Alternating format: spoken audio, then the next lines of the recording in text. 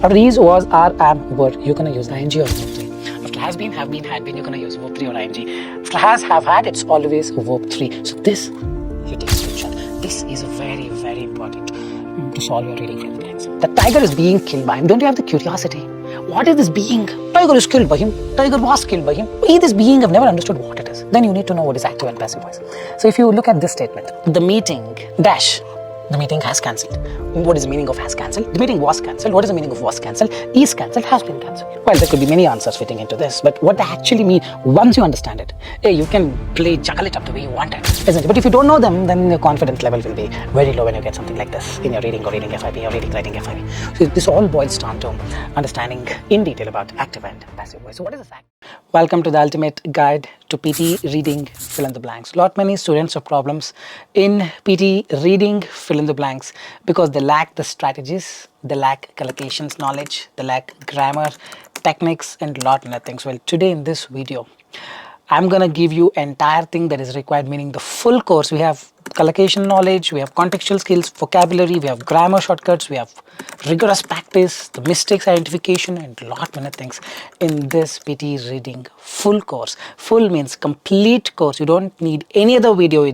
Just look into it, watch it, do it diligently, rigorously till the end, and see the magic that automatically unfolds. If you want to make most out of this video, make sure you watch the video till the end.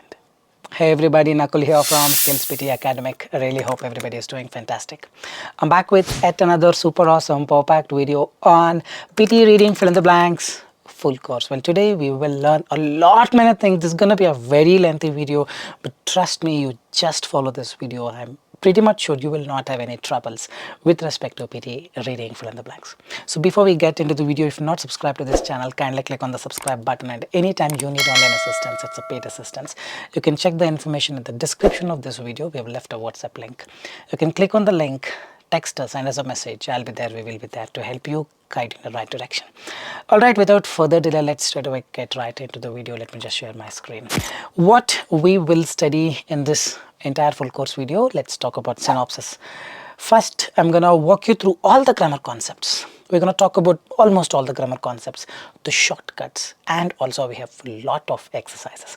Then we're gonna give you some of the collocation concepts. I've got some like fill in the blanks related to collocations, help you understand how to mix the grammar collocation approach to solving reading fill in the blanks. We're gonna learn about it, and then we also gonna talk about the contextual skills, how important the story is, how important the context is, finding the clue is, the strategies are in finding the correct answer. And once the theory is all done, then we go and implement them in the practicals. A final test for 15 marks. It's gonna be a comprehensive video. Trust me, this will definitely do the magic. All you gotta do is watch it till the end. Whatever the exercises that I talk about, that I ask you to do, please make a note of it and do it. And any important things that you consider, make a short note of it so that you don't have to watch the video again and again.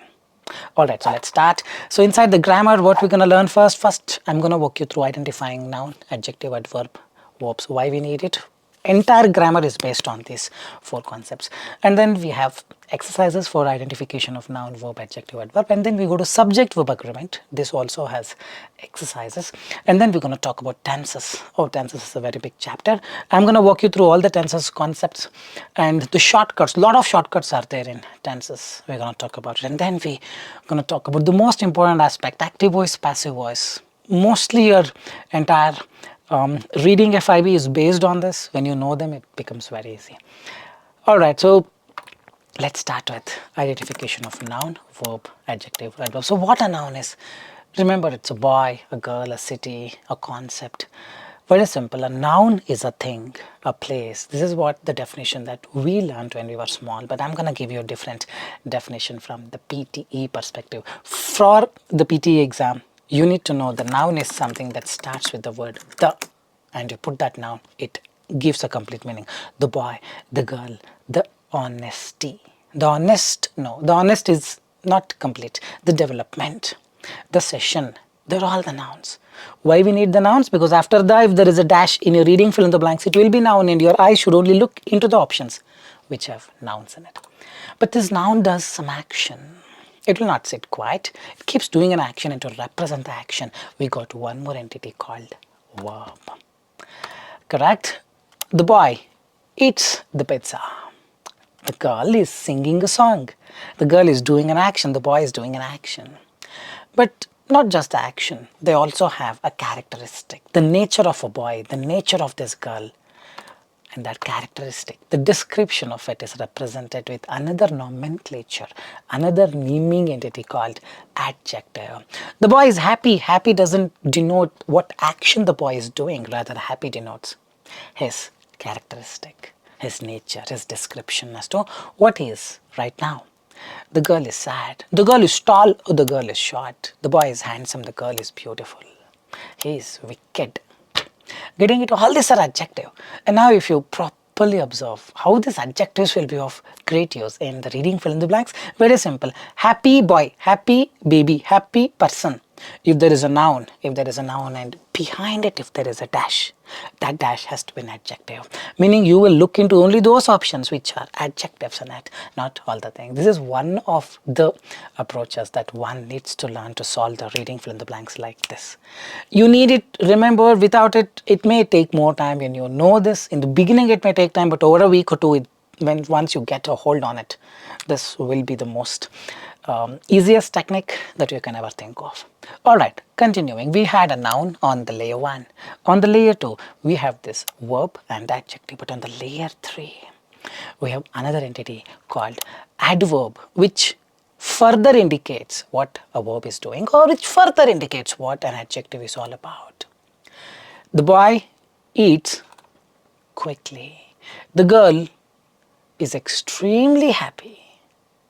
Is getting it? So now this adverb is a further indication to a verb or a further indication to an adjective. But adverb will never come for a noun. Adverb will reach the noun via the root number 1, that is verb root, via the root number 2, that is adjective root. Remember this. But most importantly, one more aspect. If you decide there is a blank, there is a verb behind it, after the verb it's a dash, it should be adverb. Or there's an adjective, after the adjective there is a dash, it should be adverb. You know what? Most of the adverbs end in ly. You see the screen there, quietly, efficiently.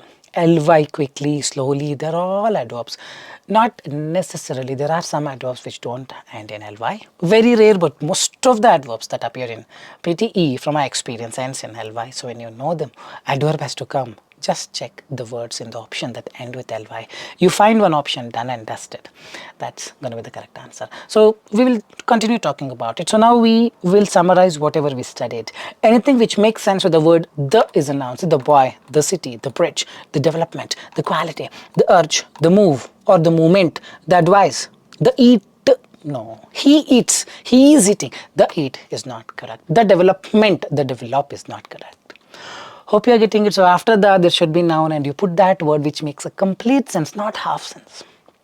We'll continue. We'll again come back to the noun exercises in just a while. Anything which makes sense with the word to or the word can you. That's a verb. Or you can. So now let's talk about to eat. You can eat or can you eat. To sing. You can sing. To sing.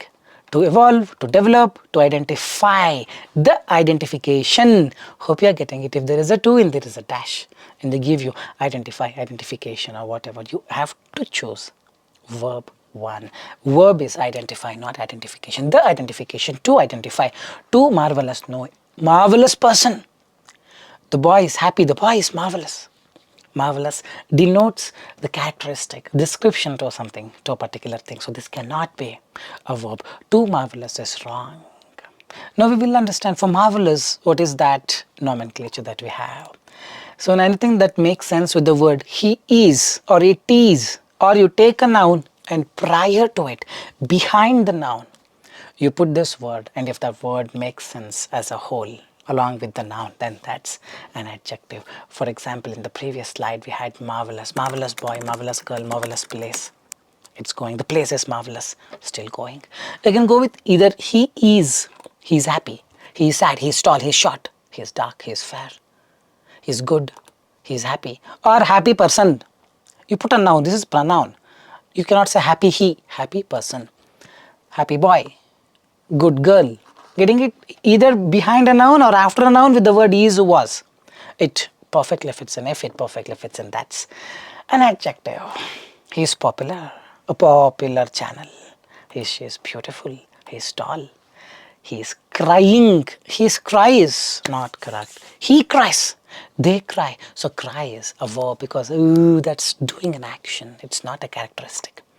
He's test, he tests you, he is testing something, or the test is going on. Noun or verb, test cannot be an adjective. Hope you are getting it. So again, noun we studied, action is a verb. Noun we studied, characteristic is an adjective. Now the continuation of a verb or an adjective is adverb that ends in ly. Adverbs can describe an adjective or it can describe a verb. Both, remember this. He is good. Good is an adjective, something that comes. For an adjective is adverb. Adverb ends in ly. He is dash good. Your eyes should go to that option which has ly in it. If there are 2-3 LYs, 2-3 words with LY, then you need time. If there is only one LY, if you're lucky, let's say, then you're going to do it like this. Hope you're getting it. Is extremely good. He's very happy. Very is also an adverb because happy is an adjective, something that describes how happy he was. Then you're going to use very. Extremely happy or very happy. Very is also an adverb, though it is not ending in ly. He is vastly popular. Popular is an adjective. Vastly is an adverb. He runs. Running is an activity verb, something that comes. It's not after or before. No, it's a description to a verb or description to an adjective. Is an adverb. He runs quickly. He runs slowly. He is so tall. Now tall is an adjective. Tall person. Something that adds to it. How tall? So tall. Now so is also adverb. So there are some cases where adverb doesn't end in ly. It's just if you know the adjective. If it is a continuation of an adjective, it's an adverb, as simple as that. Hope it is clear. He cries desperately. Cry is a verb, desperately is an adverb. So now we will understand the shortcuts. This is very, very important to solving your reading fill in the blanks, which we will take up in the end. Alright, after to, verb 1 will come no matter what. If there is to and a dash, or can and a dash, may, might, will, would, shall, should, they are called auxiliary verbs. After that, if there is a dash, it should be verb 1, not past tense. You cannot say I like to eat, I like to eating, I like to eats, I like to eat. Only verb 1 will come, after the noun will come. Before noun, 100% adjective will come. After noun, verb appears. He eats, he sings, he is eating. After noun, usually verb appears because he's doing an action. Adjective can also come. He is so tall, she is so beautiful in some cases. Adverb comes for verb or adjective. It can come for verb or it can come for adjective, or adverb can come for its own self as well. There are higher concepts not required. So let's quickly move on to the chapter 2. We will now understand few of the exercises to see how practically we can apply this concept and see through the things in the reading fill in the blanks. So exercises to identify nouns, verbs, adjective, adverbs. In our course, this itself has more than 10 to 15 hours of chapters. Here I've given a trailer. If you're interested, you can join us. It's a paid assistance any point of time. So let's have a look at this. You can take your time, pause the video. Just try to identify each word. The article, cat peeks through a huge window gently before getting into the house. If you try to address each and everything, if not all, at least few of the highlighted words. Cat peeks, huge window gently, house. Based on the concepts that we learned, you should know what it is. So you can pause the video, do it. What is verb, what is noun, what is adjective, adverb. Resume the video to understand how to do this. Now the cat, it's a noun. After noun, verb appears. This is gonna be verbs. So peaks is done, verb. Now we will move on to this huge window. Window is a noun, something that comes before a noun, something that acts as a description to a noun. It's an adjective. So this is adjective. Well, if that is an adjective, right next to it has to be noun. Now peek is a verb. He peeks gently. Peek is a verb. It may not be immediately after the verb. It can come after 100 kilometers also. Remember, this is where PTE fools you.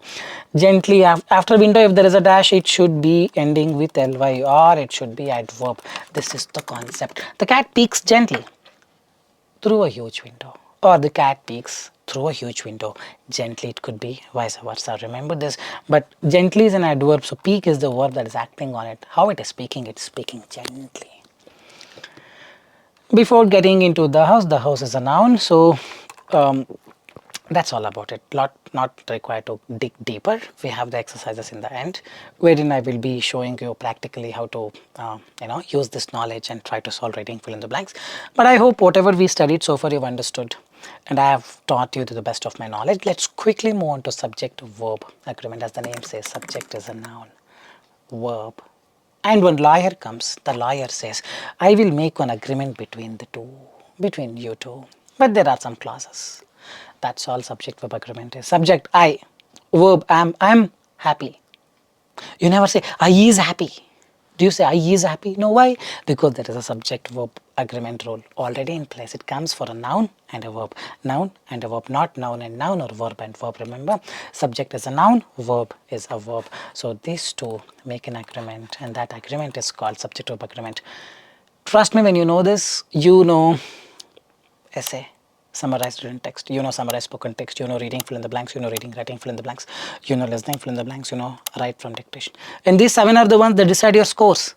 And all these 7 are mostly based on the subject verb agreement rule. You learn them, it becomes very easy for you to interpret things quickly.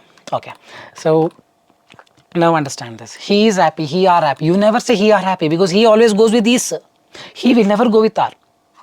They are happy, isn't it? Give it a thought like this. Every small thing matters when it comes to subject verb agreement. We would be using them by default without knowing why. This is the reason, because already one lawyer has come and got the approval from Supreme Court or High Court judge that okay, this agreement is valid. Hope you're getting it. Now let's take some extension of this concept. We go to the beach. He goes to the beach. You never say he go. It's like he is, he goes, he eats. If it is a singular noun, singular third person, I is the first person, you is the second person, third person, he, she, cat, some girl, anything else apart from I and you is a third person. In that third person singular comes, then the next verb should have S. If it is apart from third person singular, anything else, third person plural, first person singular, first person plural, second person singular, second person plural, you're gonna just retain the verb 1. All these hold good in the present tense. Remember this. You never say we ate to the beach, he ate, or we ate the mango, he ate the mango. We don't say it is so valid. It sounds valid, it goes valid, it is valid only in the present tense. Alright, so the cars is they. The car is singular, he eats, the car looks. The cars, they look, they eat, S will not come. If you write the cars looks expensive, that's wrong. So this concept, just this, can be used in 2 ways. First way is if there is a dash and there is a verb look, immediately you know it's a plural noun because look is there. It cannot be singular noun. It cannot be city. Cities look. Cities look beautiful. It cannot be city. If city is the option there, you're gonna strike it off. Because here plural has to come because look is there. Look is a verb. Verb is there, S is not there, so it's gonna be a plural noun. He eats, they eat. Remember this, remember this, remember this. Singular, S will come. Plural noun, S will not come. So if this is a dash, here S is not there, so it's a plural noun. If this is a dash, looks, S is there, singular noun. Or you can also say the car's dash expensive. Now you're gonna choose the verb without S. The car, you're gonna choose. If the car dash expensive, then you're going to choose the options with this. Remember, using this you can solve a lot of reading. Okay, so this is what it is. I, we, you, and like I just told you, singular first person I. If there's one more I, we're going to call it as we. Correct? First person plural. Second person is you. If there's one more you, 3 people are there, we're going to address them as you only. Third person, he, she, it, car, computer, whatever it is, apart from I, we, you, anything else is a third person. Development is third person. but it should be a noun. If it is a singular noun, then you're going to put yes to it. If it's a plural noun, it's computers, they, then you like store. Getting it? Stores will not come. So computer stores or computer store. So this is the whole idea of the subject verb agreement, but we have many more aspects to discuss. The point is third person singular takes the S form. Remember this. In a nutshell, this is what it is in your PTE exam. Singular noun takes the S form. He destroys is wrong, it's he destroys. They destroys is wrong, it's they destroy. The ship is singular, that's correct. The ships is plural, destroys is wrong. He eats, they eat. The computer stores, singular, he eats, he stores. They store, they eat, this is wrong. Hope you're getting it, hope you're getting it. So now we will now apply these things to the reading fill in the blanks. At the end of the day, a person will have a lot of knowledge but don't know how to apply. It's like having a lot of money in your bank but don't know where to invest, how to spend. Problem. Alright, the car which belongs to my dad and mom. Now people write mom and dad is plural, I'll write are. No, what is expensive? The car is expensive. The car is the acting noun. He is good. He who is from America, blah blah blah blah blah blah, is good, is only. So acting noun is this. If you properly observe, there are so many nouns in this. Car, mom, dad. Now expensive is, which is expensive? It's car is expensive, not mom and dad. So it's acting noun. This is the noun that is falling on here. So if this was cars, then you're gonna use are. If this is car, then you're gonna use is. This is where it gets little complicated. We'll address each of the queries in just a while. Education in these schools. Dash. Education is good, not about school. What is good? Education in somewhere. This is immaterial to answer this. So education is singular. Education in these schools. Now it is singular. Schools is not the acting noun. Education is the acting noun. Education in these or education of, in, whatever comes after it, don't consider. If there is a verb here, the verb is acted by the noun which is quite far from it. Education is singular, so he eats. Education is has to come, answer is fosters. Just getting it, this way we can solve number of reading fill in the blanks like this. May not be all the time, but whenever you get a chance, you do it, man. Trust me, the soul will be very happy. Yours, mine, both. Trust me on this. It's like you found something new and to do things at a very faster rate. Feels so good. Alright. We also talked about modal auxiliary verbs. Already remember in the verb concept I told you may, might, shall, should, will, would. After this, whatever comes, if there is a dash after this, it will be verb 1. I know it is he eats. Correct. But if you write he may, just to put a verb, but don't bring this s and all, because these have higher precedence over anything. Rules are different. I just explained you the rule. My friends might come. My friend comes. My friend might come. After may, might, shall, should, will, would, can, could, ought, whatever the modal auxiliary verbs. After this, it should be verb 1. This doesn't matter. Subject verb agreement doesn't take the precedence. It is this particular modal auxiliary concept takes the precedence over subject verb agreement. Remember this. Now we also talk about uncountable nouns. What is this uncountable noun? Coffee. Can you count coffee? One coffee. You say a cup of coffee. Bread. No, a loaf of bread. Rice. 1 kg of rice. You need to address it. Chocolate. 1 chocolate. Mouse. 1 mouse. Person. 1 person. 1 hand. 1 ring. I can count.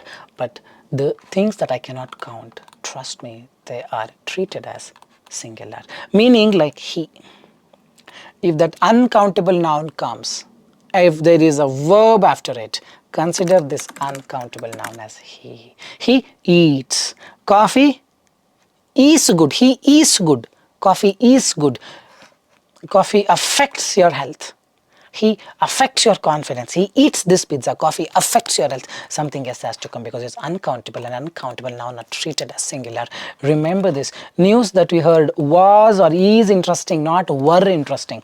Tea are good, wrong. Tea is good. Water is good. Air is very nice, not are.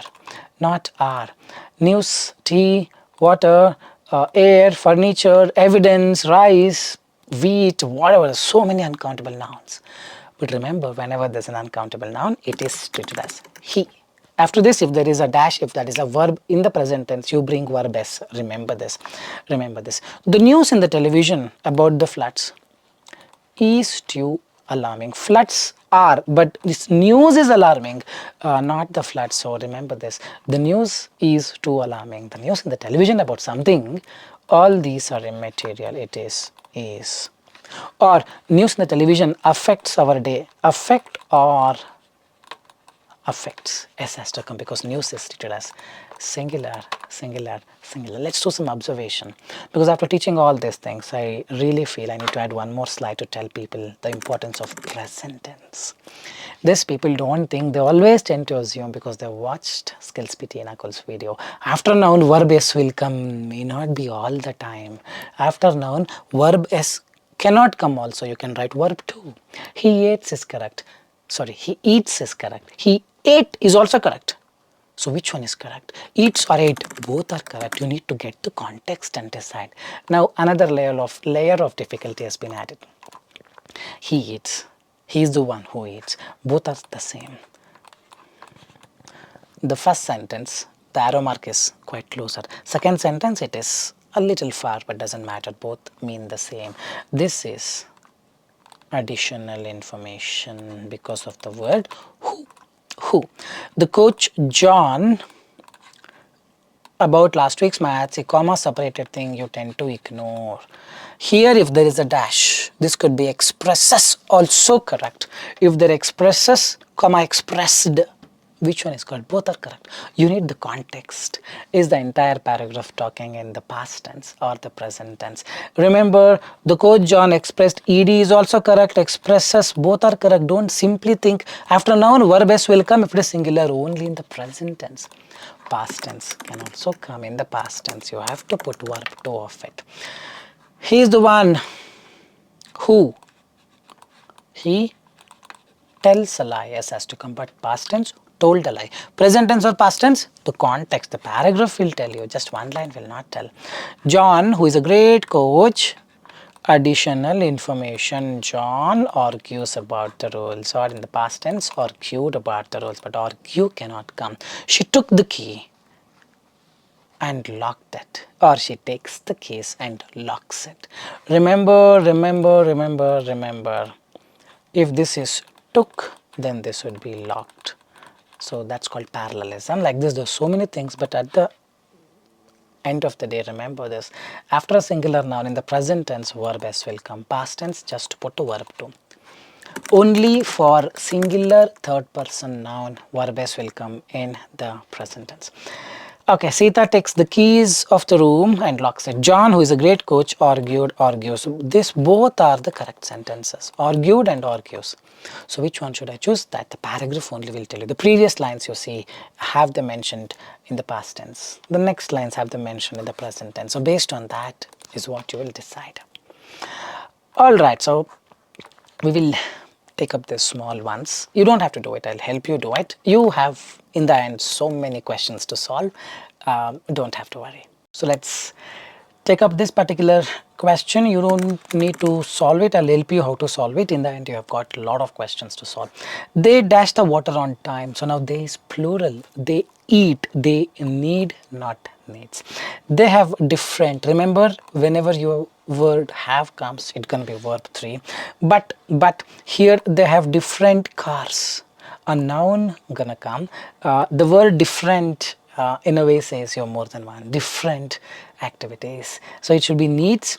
Remember, or some people end up writing need. It will not be. This is not a subject verb agreement rule in fact, but the word different says it should be more than one.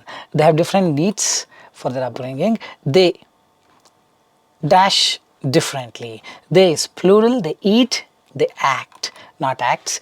These people never need to watch dash of their friends. These people never need to watch. If you write act, well, this is also not subject verb agreement, this is article concept. If you write act, it should be an act. Here, need to watch something, this has to be a noun. Remember, this has to be a noun. If this is a noun, these people never need to watch something. Watch a movie, not movie, watch an act. If an is not there, it should be s. Remember it. So basically what I have shown you here is, the first is a verb, the second is a noun, this is a verb, this is a noun. Now it gets little more complicated. Correct? They have different needs, they have different cars. So this is gonna be noun. These people never need to watch something, the act of their friends, the movie of their friends or someone. So this is a noun, this is a verb, this is a noun, this is the verb. So now the thing changes. You can apply subject verb agreement to this, not to this, or not to this. Remember it. Alright, so moving on, I believe you've understood the concepts. Now we will take up this particular thing. Pause the video, do it, and then resume the video to understand. Remember, you can apply subject verb agreement only when there is a noun, there is a verb. A noun, then no subject verb agreement. Verb, no subject verb agreement. Pause the video and do it, and then resume the video to understand if you've done it correctly or not. Alright, course, oceans, ecosystems, weather and human health. All these things. That's plural. It's they. Dash, verb. Impacts is a noun, that is, they eat apples. That is different. We need a verb considering they is there. They eat, not eats. So various is gone. Many would have written various. Correct? Now we have differ, face, depend. Differ is also a verb 1, face is also a verb 1, depend is also a verb 1. Now we need the context. Oceans, coasts, ecosystems, weather, they all dash, they all depend impacts, they all face impacts. Your health will face the impact from climate change. The coast will face the impact from climate change. The oceans will face the impact, so answer is face, which most of the people wouldn't write because it's context. We're going to come to the contextual skills probably after an hour, after 40 minutes or an hour, because we've got a lot of grammatical concepts yet to finish. But this is context plus grammar. You have the grammar knowledge, but without context, you cannot solve it. For some of the blanks, you need the context as well. That's a reading skill. Alright, so we will continue. Moving on, the next question. Pause the video, do it, and then resume the video to understand if you have got it correctly or not. Alright, so here every clue is important. After she drives the car, she drove the car. Both are correct. Drive is wrong. Subject of agreement, she drives. Past tense. He ate the pizza, she drove the car. So now get the context. The paragraph says last week. It is not present tense, it's a past tense. Last week she left town. She drove the car. She drove the car on the highway. She's a very interesting person, you know.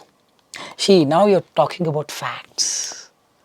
Correct? When you talk about fact, it's always present tense. She is, here also she writes. Hope you are getting it. That's how you do it. It's not only grammar. You need some context, some strategies to couple it up with, so that in combination you do the things in style. Alright, so now we move on to the exercises on subject verb agreement, chapter number 4. Then we have tenses, then exercise on tenses, active voice, passive voice, exercise on active and passive voice. More than that, I will not crib you more. After that, we have the test to end it. Alright, so exercise on subject verb agreement. So this is what it is. You can pause the video and try to fix all the subject verb agreement errors. Of course, the errors only based on subject verb agreement. Once done, resume the video to know if you have left anything, if you missed anything. Alright, so well, like this, there are so many paragraphs in our course. If you want, you can join us. Any point of time, we're gonna give you the right things that you require.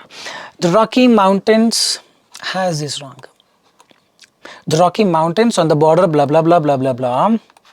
Rocky mountain is plural. They has this wrong. That's the first mistake. Correct? Has many attractions, have many attractions. One attraction is correct. This huge field cover is wrong. It should be covers. Huge field. This is always singular. This person, this car haunts. This person eats, it's singular only. This huge field of ancient ice covers, not covered.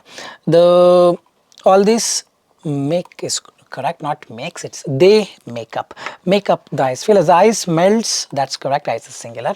The water flows into the four major river systems. We will not scribble it up. The first mistake is this, second mistake is this, third mistake is this. These systems is the Columbia, these systems are plural, they are. The water, the melted water flows down these rivers into three different oceans. This high point in a continent's water system is called, this point is called, it is absolutely fine. And the Columbia ice field is one of only two such apexes in the world. I think it's all, I think I've not missed any. If I have missed any, please leave a comment in the comment section. I think there should be more than one. The melt water flows down these rivers into three different Pacific, Arctic, and this high point system is called, and the Columbia ice field is one of only two. This high point in a continent's water system is called a hydrological apex, and the Columbia ice field is only one of two such apexes in the world. I think it's absolutely fine. Not much of the mistakes. If I have missed any, please be humble enough to leave a comment in the comment section. I will try to correct it. Alright, so like this, there could be a lot of things that's subject verb agreement for you. You can do wonders using it. Now we'll understand a little tricky concept called tenses. What is this tense? See, we'll go with from the scratch. Tenses, we will not be able to cover it up like this. We will take at least some 30 minutes or more. What is this tense? Remember the three forms of the verb. Base form, be, base form, and then simple past, that is V2, and then past participle V3. Base form is V1, simple past is V2, past participle is verb 3. So we will come to these tenses in just a while, because when the verb is in combination with something else, it becomes one tense. If the verb is play, it becomes one tense. In combination with is, one more tense. Is playing is different, play is different. So it's basically these three forms decide the tense. Alright, so play becomes played, past participle means you're gonna use this entity, this entire entity for the words has, have, had. She has played the cricket match yesterday. Whatever is here, you're gonna use for some of the words. V2, this is V2, this is V3, both are same. They're called regular verbs. But some of the verbs, see here, ate, eat, and they both are different. They're called irregular verbs. Very simple. Alright, so let's quickly finish it off. Eat, ate, eaten, rush, rushed, rushed, become, became, become only. He has come to my place, not came to my place. Remember this. In many of the reading fill in the blanks, there would be a dash for the word become. So people end up writing has is that, so became, verb 3, it's become. Same way goes with come, came, come. Begin, began, begun. Bite, bit, bitten. Blow, blew, blown. Sing, sang, sung. I sing. I sang yesterday. I have sung this song. So easy peasy, not that difficult. So now we'll understand. These are the tenses, by the way. You have simple, continuous, perfect, perfect continuous. Present simple. This is I ate the pizza. Present continuous. I am talking right now. I will talk in detail in just a while. Present perfect continuous. I have made a video yesterday, still ranking 1. I'll talk more about this present perfect. Present perfect continuous. I've been waiting for the doctor since 2 hours. Even now I'm waiting, so it's present perfect continuous. Past, past simple. I ate the pizza. Past continuous. I was eating pizza when the bell rang. Past perfect. I had eaten the pizza before my friend came. Past perfect continuous. I had been waiting for the doctor and finally the doctor arrived. We'll talk more about it. Future simple. I will eat pizza tomorrow. I will be eating pizza tomorrow. I will have eaten pizza yesterday. I will have been eating pizza if you had come here today. This we will roll out. It requires more and more time, which I'll not be able to afford the time right now. So this I am striking it off. These 8 I'm going to give you complete understanding. Not a brief one, complete understanding. Shortcuts and how we make use of these concepts in reading fill in the blanks. Alright, so let's Start with it. Present simple, remember, I eat, he eats, they eat, they're all present simple. After a noun, verb 1 will come, that subject plus verb present 1. He eats, they eat. So what is the meaning of this present tense? You need to remember. Remember this, for a fact, use the present tense. He eats does not mean he is eating right now. That is, he is eating. He eats, what it means? He just eats. He talks. This guy talks a lot. Means always he talks a lot. This guy teaches English. Yesterday also I did, today also I did, tomorrow. It's a fact. Remember this, water boils. It's a fact. You dance very well. It's a fact. Habits, routine. I drink coffee. David plays football. Children store. All these are present tense. You use present tense to represent habits and routines or facts. In your reading, fill in the blank. If there is a fact and there is a noun, there is a dash. This has to be present form of the verb. If the noun is singular, you're gonna use verb with s. If the noun is plural, you're gonna use verb 1. He eats. They eat. Remember this. Remember this. Remember this. Now we'll go to present continuous, meaning what is happening right now. Whenever you see this word continuous, remember the spelling continuous, U-O-U-S. Whenever you see the word continuous, it means something is happening right now. Nakul is teaching English right now. Nakul is making the video right now. He is eating. That means after he is, ing can come. Remember this, remember this, remember this. After he is, ing will come. That's the first grammar rule that we will talk in just a while. He is eating, they are eating. Actions happening right now. I'm eating the food right now. We are having breakfast. It is raining outside. Right now it's completely present tense. After he is, are, I am, he is, they are, he was, they were. Present tense, past tense, everything is covered in that. Alright, ing will come, we'll talk more about it. Now let's talk about simple past. What happened? Yesterday. Yesterday I ate the food. Yesterday I slept, ate, they're all verb 2. You use verb 2, that's simple past. This is subject, subject meaning noun. This verb will be verb 2. After a noun, verb 2 can come, verb 1 can come, verb s can come. Remember this. This is simple one. I played soccer last night. He gave us a surprise last week. Remember, if you focus on this, it's not about what you did yesterday. It's about what time you did yesterday. That's simple past. One thing, if you notice, it will refer to an event happened in the past, but the emphasis is given to the time. So if I say I played soccer, is it a wrong sentence to use? Ideally, yes, but it's okay. Literally, it's totally fine when you compose a sentence, when you speak a sentence. It's totally fine. But yes, I played soccer last night. Add it up for the knowledge that you have. Add it up.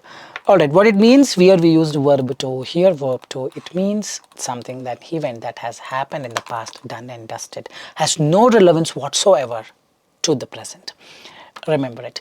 Now we will come to the past continuous. We finished I eat, I am eating, I was eating, whatever. Present continuous, present tense. And then we came to past tense. I ate, I eat, I'm eating. I ate, I was eating. This is past, you put the word past. He was eating, they were eating, was, ing will come.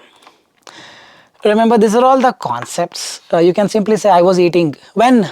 One more question will come, when something my mom called. It unfinished action going on in the past plus finished action. You need to use, otherwise it won't be complete. But you can say I was eating pizza. Your friend will ask when you came, when you called. So it's just the continuation, but you can say I was eating pizza. But what we need here basically is after was, ing will come. After he is also, we wrote ing. In the end, I'm sum up to all the things in one slide. You can take a picture of it. Now pay more attention to this. Pause the video, do it, and then resume the video to understand if you've done it correctly or not. It's very important that you do both of this correctly, because now you have the concepts. It's very easy to get confused. Okay, pause it and do it, please. I hope you have done it. David dash a lot. Usually is the keyword. Usually is a fact. Usually does it. It's a fact. It's not the past tense. It's a present tense. David eats a lot. And eating too much. Eating too much will cause ailments, some diseases. That's also a fact. So here also you have to use causes. Eating is a singular activity. It's one activity. Getting it. So eats and causes. People write caused, was eating, everything will fit in. But if you see the word usually, see the word, this entire sentence, it's a fact. So put it in the present. And this is what I meant when I say fact. put it in the present tense. Remember this, don't simply put ing. All this will come in the exam, something of this. Alright, so present perfect tense. Alright, this is where the confusion starts. Remember, present, whenever you use the present word, it's for the present tense. Present perfect, whatever, whenever the event happens, at the moment, it has the relevance, that is present. Now, perfect tenses are those tenses. They usually happen in the past. But if you say present perfect, the one happened in the past, but even now has the significance. Let's say I just drank water. I just drank, I can say, I have drunken or I have taken the water just now. I'm not thirsty. Means even now that an event that happened, let's say 5 minutes before that I drank water, even now I'm not thirsty.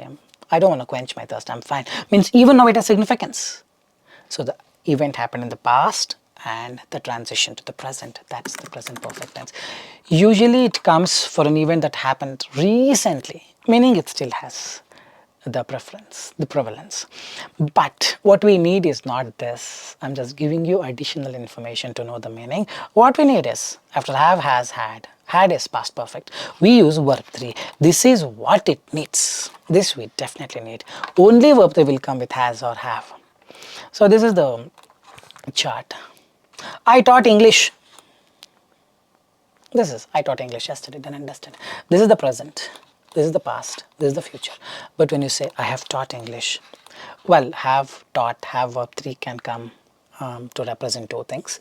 First is to share your experience, to share what you have done all your life.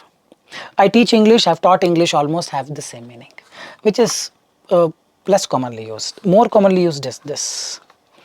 Okay, we will talk about it next. I have visited Paris 4 times, means even now, that has a significance. I visited Paris in 2014, done and dusted. We have watched 2 movies this week. We have watched means entire week, it has significance. We watched 2 movies last week. It started in the last week, ended in the last week. But this is one of the ways, the meaning of it is to share your experiences, which holds true in the present, past and the future, which is less commonly used. The more commonly used is this. The second occurrence is this. I have finished my homework. Means this is right now, let's say 2 p.m. Indian time, 1:50 p.m. I finished.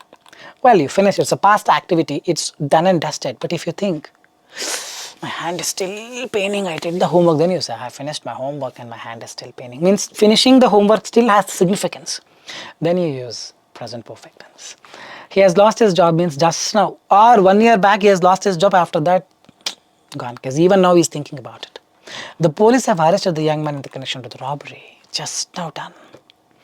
But if you say I finished my homework at 6:30, 6:31 if it is right now, it doesn't have any significance. You have forgotten that. He lost his job last week. Last week he lost his job and this week is dancing. Is not worried at all. Remember guys, remember it's has lost. Here it is lost. 2 things are different. Okay, the police arrested the young man, the police have arrested. Both have a different meaning. Police have arrested just now recently. Police arrested, done and dusted. But what we want is after has, have, had, we need verb 3. That is very, very important. Present perfect continuous. Remember I told you present means at the present, it should have significance. Perfect means an event happened in the past. Even now has significance. Continuous means an event happened in the past. Happening. Nakul has been talking since 2 hours. Means even now he is talking. This is right now 2 p.m. Indian time. 12 noon he started. The event started in the past. Happened. Even now, and we will probably talk for the next 2 more hours as well. So event started in the past. It continuously happened. Continuous tense. Perfect tense because it happened in the past. Present tense, it's in the present too, so it's present perfect tense. So present perfect tense is I have been talking, I have been eating, she has been doing. Same thing happened in the past, continued, even now continued. I have been waiting to see the doctor for 2 hours. She has been playing cricket since he was a child. Now one thing we can notice, the word since goes with has been. Means from that point, even now, has been is even now. She has been learning English since last year, from last year. So last year is this. Learning, even now learning. Whenever you have the word since, go with have been. And this have been always ends with ing. Have, has, he has, they have. Had is a past perfect.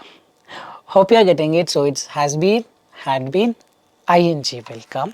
There's one more, verb 3 will come. He had been killed. Passive voice. We'll talk about it. Past perfect. We are now left with past perfect and past perfect continuous. These are little tricky concepts. Past perfect is I had eaten the food. See, let's say there are two events in the past. Which one happened first? For that, you're going to use past perfect. We will talk about it. But past perfect, unlike present perfect or like present perfect, have, has is present perfect. Here, had will come. Verb 3 will come after that. This is what you need. But I'm also giving you additional information. I have eaten. He has eaten. I had or they had eaten only will come. Verb 3 will come. It's subject plus had or had. Verb 3 will come no matter what. We will list on all the shortcuts in just a while. So when we got to the theater or when we went to the theater, this is verb 2. The movie started, verb 2. Both are in past tense. Let's say I tell my friend, you know what, when we went to the theater, the movie started. He will go crazy. And he asked me, you mean when you went, movie had already had. You use the word had to give the significance as to which one happened first. When we got to the theater, the movie had started. Here if you use verb 3 with a past perfect tense, it means this event happened later. This event happened first. When there are two actions, we use past perfect to show which action happened first. Means movie had started 10 minutes over, then we went. We went at 2:20. 2 o'clock only movie started. The movie had started when we went. That's one of the occurrences. I had 2 cars long back. There are many occurrences, many ways with which you can use, but know the meaning. This is what it means, but what we need for PTE, not the meaning. We need after had, verb 3 has to come. Remember this. Alright, so the same way. Past perfect continuous, like present perfect continuous. I have been waiting. She has been waiting. Here, I had been waiting. Had been, has been, have been, verb ing. In the present perfect tense, an event happened in the past, continued, continued, continued, even now it's happening. Past perfect continuous, an event happened in the past, continued, continued, continued, ended in the past. That's all it is. So here, I had been driving all day. I felt really tired because I had been driving all day. I had been driving, or let's say this is, I had started here, I had been driving, I really felt. That's it. So the idea is simple. You need to understand the meaning of it, which probably may take time. So this is an event. She had been waiting for 2 hours when the doctor finally arrived. She waited, doctor came, then understood in the past. The ground was wet because it had been raining. So things are not that easy. So all shortcuts we will just talk now. So now let's sum up all the shortcuts that we already talked about. The number one being he is eating is what we saw, and remember for PTE what you need is just this. After is, ing will come. Is will also go with was, he is, he was. They are, they were. I am. So is, was, are, were, am. If there is a dash after is, are, were, was, am, dash. If there is a dash after this, it's gonna be ing. That's the shortcut number one with respect to the tenses. The shortcut number two is we also have this. It is eaten. Very soon I'm gonna start with active and passive voice. So there I've clearly mentioned. It is eaten. Pizza is eaten by David. David eats the pizza. If you want to say it in the passive voice, it becomes pizza is eaten by David. Meaning after is, was, are, am, were, you can use verb 3 as well. Remember that the files are deleted.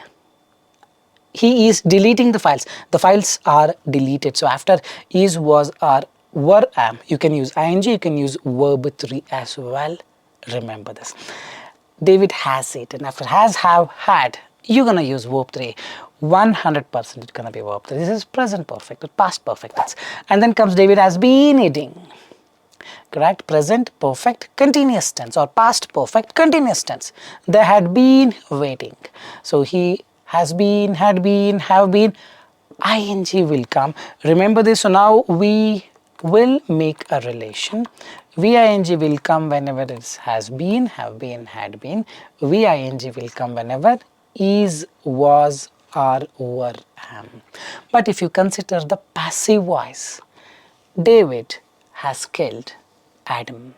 Adam has been killed by David. So has been killed, has been waiting, has been killed. So That's a passive voice. Very soon we're going to talk about that as well. So has been, had been, have been, verb 3. See, has been, verb 3, has been, ing.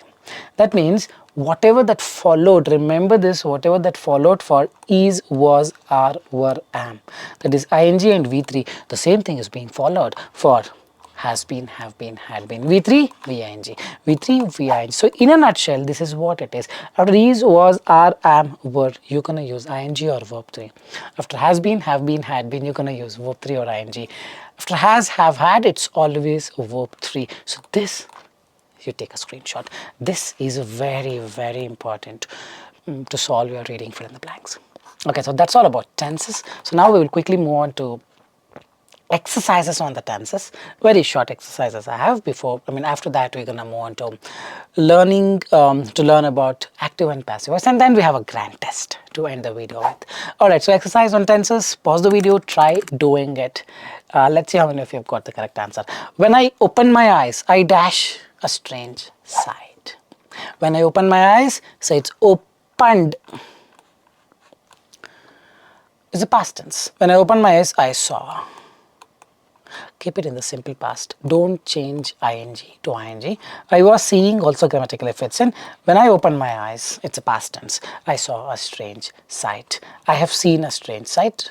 Was seeing. So the answer would be I saw a strange sight. But both of this grammatically fits in, was seeing and have seen. But logically, for the story, for the paragraph, it may not fit in. As a result, the answer is saw. Something like this will appear in the exam. Very soon I've got a lot of tests. Early morning, she dash up early and gets ready for work. So now, for this you can pause the video and do it, and then resume the video to understand what is the correct answer. Gets ready every morning all represents fact. Fact, you put it in the present tense, meaning verb 1, verb 1, wakes. Every morning she wakes up early and gets ready. Hope you're getting it. Something like this will be there when you know, okay, gets is there, this S has to come. Look into the option with S, done and dusted. Alright, we move on to this one. David dashed a lot since his operation, and this has caused various ailments. Pause the video, do it, and then resume the video to understand what mistakes you've done. David dash a lot since that time means even now, so it's a present perfect tense. David has been eating. Hope you're getting it. This is the actual usage of present perfect tense. David has been eating since his operation, and this has caused so many other diseases. Hope you're getting it. Something like this will be there when you predict, since is there, here has been has to come. Or probably has been dash will come. Eating, you should write. Something of this sort. When you have the knowledge, it will never go wasted. Remember this. Alright, so we move on to the chapter 8, the final chapter in our grammar chapters, active and passive voice. So it's very important we understand this. Why we need to learn active and passive voice? See, let's look at this particular statement. The tiger is being killed by him. Don't you have the curiosity? What is this being? Tiger is killed by him. Tiger was killed by him. This being, I've never understood what it is. Then you need to know what is active and passive voice. So if you look at this statement, the meeting dash, the meeting has cancelled. What is the meaning of has cancelled? The meeting was cancelled. What is the meaning of was cancelled? Is cancelled, has been cancelled. Well, there could be many answers fitting into this, but what they actually mean, once you understand it, you can juggle it up the way you want it, isn't it? But if you don't know them, then your confidence level will be very low when you get something like this in your reading or reading FIB or reading writing FIB. So this all boils down to understanding in detail about active and passive voice. So what is this active and passive voice? So it's two-way traffic. From here, if you're going towards this direction, it is active. From this direction, you come back, it's a passive. You are here, you go and take the ice cream. After taking ice cream, you're coming back. Something on this direction is active, this direction is passive. Both mean the same. It's just the way of representation. So we'll understand. He eats a pizza. What this person is doing means in this direction, he is doing something. He is a doer. He is a subject, he is the hero. Correct? He is doing an action. On what? On pizza. He eats a pizza. But what about pizza is doing? Pizza is not doing anything. Pizza is getting eaten. Pizza is at the receiving end, just getting hit. So if I want to give the preference to the receiver, then how do I end it up? How do I put it? I'm gonna put it this way. A pizza is eaten by him. Both are the same. Please remember, verb 3 comes, so it's past participle. No, it doesn't work that way. Both are in the absolute present tense. Both are in the present tense. The idea is very simple. If you want to give a preference to the doer, you talk about active voice. If you want to give the preference to the receiver, you talk about passive voice. He eats a pizza only means it's him, he ate something. A pizza is eaten by him only means a pizza is being eaten, is completed by someone. Hope you are getting it. But now if you pay attention to it, after a noun, immediately if a verb comes, means he's doing an action. This also is a noun, but immediately there is no verb. Is verb 3, was verb 3, that's a passive. Remember. Now the meeting cancelled. He eats. Meeting eats. Meeting cancelled. So meeting will only cancel. Meeting is doing an action. Meeting cannot do an action. Meeting can only receive an action. So it is meeting is cancelled. Meeting was cancelled. So when do we use was? When you say he ate a pizza, it becomes a pizza was eaten by him. Hope you are getting it. It's a noun, verb. Noun is verb, was verb. This is verb, was verb is a passive voice. It is not an active voice. Passive voice means you're the receiving end. You are just not the doer, you're receiving the action from the doer. But if the sentence is showing an action of a doer, then you're going to put it in the active voice. Remember this, he is eating a pizza. Now the previous one was he eats a pizza, present tense. But there are many other tenses, isn't it? Remember, he eats a pizza, pizza is eaten by him. Both are of the same tense. Now he eats a pizza as present tense. He ate a pizza as past tense. So we have learned 8 tenses. Sorry, present tense, past tense, present continuous, past continuous, present perfect, past perfect, present perfect continuous, past perfect continuous. So now for all the 8 tenses we're gonna get it. If not all the 8, at least 6 you're gonna get it. He is eating a pizza means he's right now eating a pizza, present continuous tense. Now you're gonna use a pizza is being eaten by him. So after he is, if V3 comes, is eaten, passive voice. ing comes, active voice. Hope you are getting it. This is active voice. Ing is there. This ing, how do you convert? Is being eaten. Verb 3. Is eaten, is being eaten. Eat, is eating. If it is eat, it is converted to is eaten. If it is eating, is being eaten. Was eating, was being eaten. Hope you are getting it now. The meaning of is being eaten means some activity is happening. This is a passive voice. In the active voice, if you convert, now we saw a sentence here, if you remember. A tiger is being killed by him. Means he is killing a tiger. Instead of saying that, you're going to say a tiger is being killed by him. Means right now is, killing mercilessly the tiger.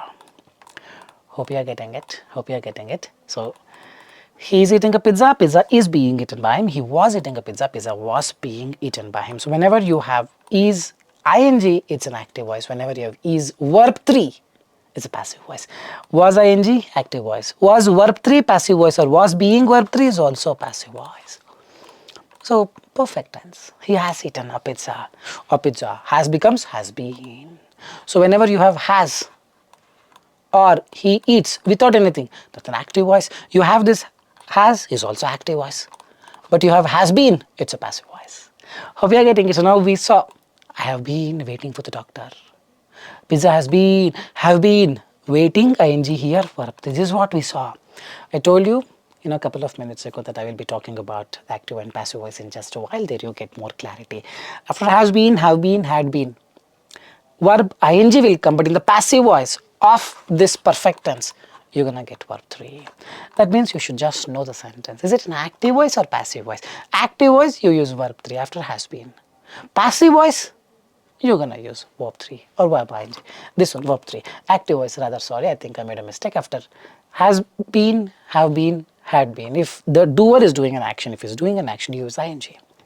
If he's receiving an action, you use verb 3. We're gonna have a lot of fill in the blanks on that. Maybe it sounds confusing in the beginning. Now in the same way, he had eaten a pizza, pizza had been eaten by him. Hope you are getting it. So let's observe this. Meeting is cancelled by someone. Someone cancelled the meeting. Meeting is cancelled by someone. Correct. Meeting is cancelled means someone cancelled the meeting. The first one, someone cancels the meeting. Second is someone cancelled the meeting. Both are correct. Now in the present tense, you're going to put is cancelled. Past tense, you're going to put was cancelled. The meeting has been cancelled by David. David has cancelled the meeting. If it is David has cancelled the meeting, then you're going to put it in the other way. It's the same sentence, same tense, just the passive form. The meeting has been cancelled. This is also correct. Meeting has cancelled. No, David has cancelled, not meeting has cancelled. Meeting has been cancelled, or was cancelled, is cancelled. You cannot use meeting cancelled. This should be in perfect passive form. Because meeting is not doing an action, it is receiving an action. Hope you are getting it. So this is what it is. Pay more attention. What we want is not this conversion. They will not give you convert this sentence to passive form. No.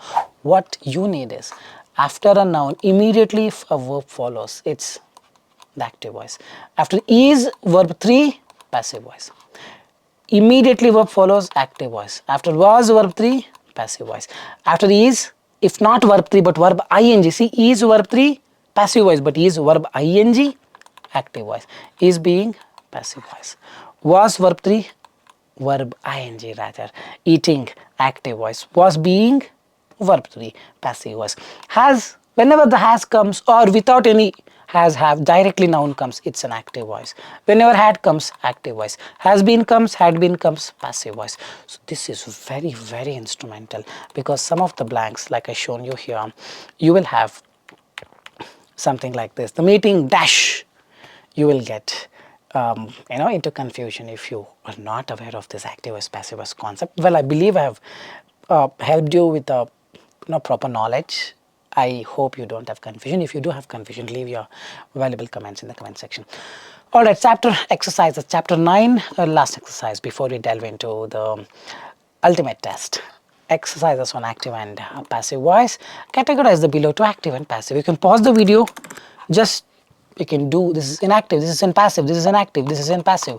Very sorry. So just pause the video and try doing it. Once done, resume the video to understand how how much marks you have got. The cake was verb 3 is receiving. Mom baked the cake. A cake was baked by mom. This is in passive voice. Athlete broke, he did some action, active voice. The car was repaired by, whenever you have this by, it's a passive voice, remember. The company is doing an action, active voice. Hope it is clear, hope it is clear, hope it is clear. So now we finished successfully the the learning aspects, the concepts of grammar. Now we will take collocations and then contextual concepts before we delve into the ultimate test. Another few more minutes. Collocations, let's understand. So recently I made a 6-hour full course. You can just check SKILLS PTE 6-hour full course on reading, basically reading FIB, reading, writing FIB, grammar, collocation, everything is there, but this has some new concepts as well. So there I've given so many collocations, around more than 300 to 400. We gave a lot of tests, so finish that video if you have not finished as well. That's very, very important. So basically, what is collocation? Few words. Always go with few words. Come over, come with, I'm angry with you, I'm furious with you, I'm excited about. So like this, there are so many words which go with so many other words, and when you know them in advance, solving, reading, fill in the blanks become a cakewalk. I'll just show you a small instance. You don't have to do this, or if you really want, you can pause the video and try doing it and just see how many minutes you took to solve this, and then I'm going to show you, and probably you can count as to how many minutes I am taking to solve this. You can pause the video, do it, resume the video to understand how exactly I am doing it right now. So are onions toxic to dogs? Yes, onions are dash to collocation, toxic to dogs. And should not be, onion should not be eaten, man. Onion should not be ingested. Should not be, food should not be ingested is a collocation. This compound causes a dash of, breakdown of, dash to, toxic to or damage to. This will damage, or this causes damage to someone. The toxin causes oxidative breakdown of your cells. You don't say breakdown of your cells, you say, you don't say breakdown to your cells. That's what. So these words of, to, into, carry, the lot of words which actually give you a hint. It may not be for every question, but few of the questions, when you do it based on this hints, would double, 100% sure, 200% sure the answer is right. So now this compound causes a breakdown. You will never say a damage, by the way, article concept, or causes a breakdown, damage to.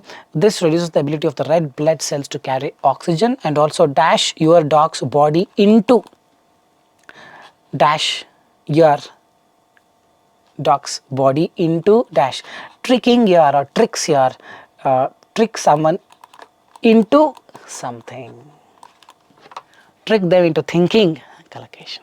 It's a proper phrase. Trick him into thinking that he is a dumb, he could be very intelligent, but you trick him into thinking he is dumb. This reduces the ability of the red blood cells to carry oxygen, and also tricks your dog's body into thinking. Trick someone into thinking is a collocation. So when you know this collocation, see, I'm not reading and understanding. Well, few of the questions you may need to understand, definitely yes, but some questions like this you can solve it like this if you're very fortunate and if the options are very easy. So this is collocation. Well, when I give you a test, you have to combine all these concepts into one and start doing it. We'll take one more example. I've got a very simple question. Pause the video, do it. So don't read line by line. Try to just skim it and try to put your collocation knowledge into use rather, because I saw the word sleep there. Let's put the collocation knowledge into use. It's gonna be a simple one. Let's do it. Pause the video and do it, and then resume the video to understand if you've done it correctly or not. Let's start. Putting cactus in the room can dash your sleep. Cactus plant can bring poor feng shui, poor luck if put in a wrong area. Putting cactus in the room can dash your sleep, enhance your sleep, elevate, no, interrupt, because they're talking about poor feng shui, poor luck, interrupt your sleep. While plants can bring positivity, plants bring positivity, but cactus is bringing poor luck, so it's gonna be exemption. Hope you are getting it. So cactus are an exemption, means they're different, and interrupt your sleep is a proper collocation. So this way, when you know the things, it becomes very easy. Like this, there could be a million questions you can solve using collocation, but the point is your approach. I'll not read line by line, try to understand and do it. I'll try my luck and directly come here and see if I can solve it with some of the clues that I found.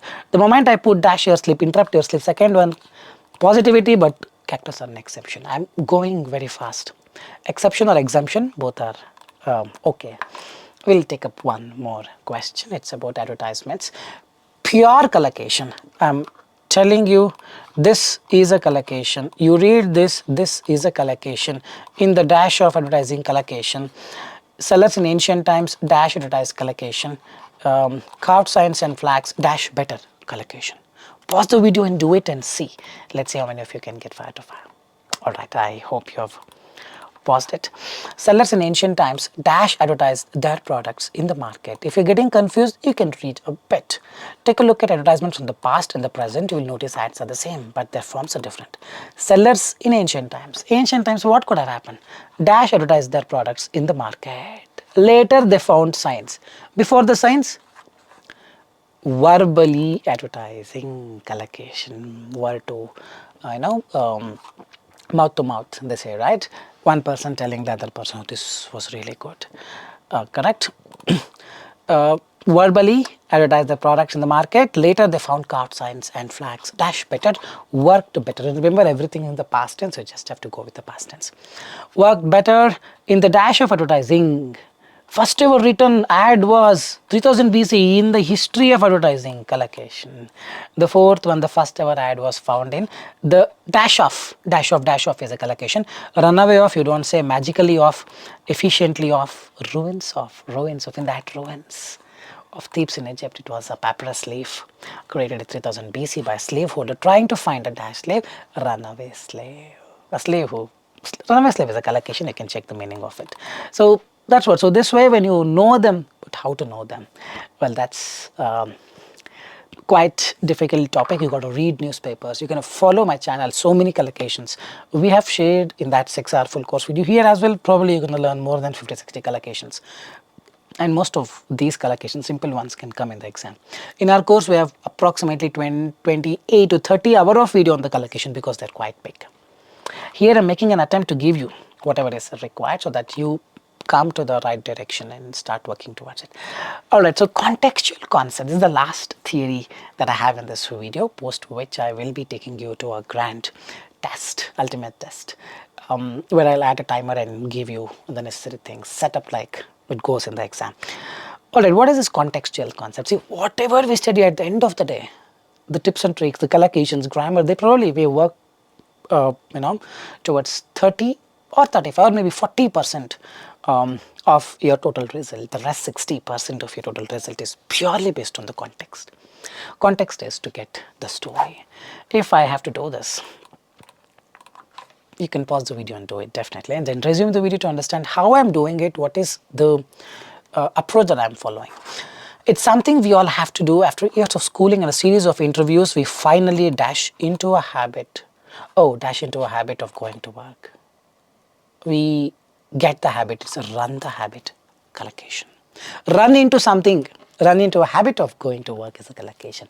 So now here probably the context is not much required. We'll start with this. The story of the 5-day work week is an interesting one. Started in Babylonian and British history. Now you need the context. Started in, it originated in or evolved in, that is traded in, worked in, settled, pivot, filling, steeped in. Check the meaning of steeped. If you don't know the meaning of steeped, you will not be able to solve this. Steeped in is a very classic collocation. You check the meaning of steeped, you check the meaning of steeped in, you will have a different answer. So steeped in is again a collocation. Well, if you know the collocation, you can still solve the first two without context, but we're going to come to the second, third, fourth and fifth in just a while. So run into a habit, steeped in Babylonian and British history. Now let's understand the importance of the story. Early humans belonged to hunter-gatherer societies that relied on people dash in for different tasks. People dash in for different tasks in order to promote the survival of the larger community. I'm going to promote for a better good. What I will do? Relied on people substituting for different tasks. I will do this, you will do. This is the context and this is called probably filling in. I fill your place. So if you don't know the story, if you don't read further and get the story, for sure you will not write filling in. You will write probably worked, trade in different tasks. You end up writing something else. Filling in for someone, filling in for some tasks. That's the context behind it. This became especially important as society began to dash to a form of currency. Society began to move to a form of currency. Society began to move to a form of currency. So that moving, see what I'm doing, I'm trying to fill it on my own. How am I doing it? I understand the story. And now I know moving to a form of currency. Correct? This became especially important as society began to trade to, you never say trade to, settle to a form. You're not settling over there, probably you are began to pivot, move to a form of currency. This, if you don't understand the context, probably will not be able to solve it. You read, you get a picture, you get visuals, understand what it is, fill it on your own and then match to the closest synonym. That's the technique now, isn't it? Barter and trade systems supported people who did specific tasks like blacksmiths, farmers and hunters, who would then dash the excess of the fruits of their labor with other people. I'm gonna give you this, you're gonna give me something else. With is there, who would then dash give the excesses of the fruits of their labor with other people. Excess of the fruits. You give me this particular service, I'm going to give you the fruits. Barter and trade system supported people who did specific tasks like blacksmith, farmers and hunters, who would then take, not give, remember, take, because blacksmith, get the context, it's something really important where people lack. Blacksmith, farmers and hunters, they cannot be, do some other work, right? Farmer knows only one work, blacksmith knows only one work, hunters, who would then take the excesses of the fruits of their labor with other people who gonna take this for their work or who gonna trade. They're talking about barter system. They're going to trade the excesses of the fruits of their label with other people. Probably whatever you have this, you give me, I will work for you for this particular thing. So basically it's a context. If you have not understood the story, most probably you ended up interchanging things. That becomes quite evident, quite common these days. People directly write without knowing. This is contextual skills. How do we develop this? You got to read at least 1 hour every day newspaper or novel to enhance the skill. If this skill enhances, then trust me, you don't need much of a practice. You would easily do things without any worry, and you would be very confident. One is vocabulary, one is to read and understand what it is. Together they are called contextual skills. Third is the collocation. Fourth is grammar. Now I'm going to give you a test. You're going to apply all this into one and solve it. Remember to give 60% preference to the context. The remaining preference you can give it to grammar and collocation. If you find some answer based on grammar, don't lock it immediately. Check from the context perspective. Is it really fitting in from the context or logically? Okay, you found a collocation, just don't go with it. Again, cross check with the context in the beginning so that you become more confident and start doing things, so that you become confident and get a better score in the exam. Alright, so I've got a test for 50 marks. All I need for a 79 is minimum 44, and for a 65 I would need minimum 35. This is irrespective of PTE academic or core. Remember this, 79 meaning 8 bands, 65 meaning 7 bands. If you need 90 overall CLB, then at least get me 48 out of 50. Just two mistakes you can do. If you just need 6 bands, half of it, probably 25 to 27 you can get for 50 each or 6 bands. Trust me, whatever I've given, purely based on my experience, this work exactly this way in the exam. If you're getting 40 today, trust me, you're not ready for 79. If you're getting 32, 31, 100%, you're not ready for 65. Alright, so each question I'm going to add a timer of 2.5 minutes. Try solving it. Don't exceed it thinking, okay, I can pause the video and do it. No, you have to do it under pressure, because in the exam, you got to do it in 2.5 minutes or so. So here and in the exam, you cannot pause and do it, right? With that pressure, you do it. Here as well, with the same pressure, you do it. Don't adjust the screen, anything. Just start with it. Once the timer starts, start doing it. Once timer ends, you have to stop it. Or within that, you have to finish all the questions. Alright, so after each question, I'll be showing you the correct approach, collocation knowledge, grammar, shortcuts, contextual skills, and each and everything. So it's going to be a good learning.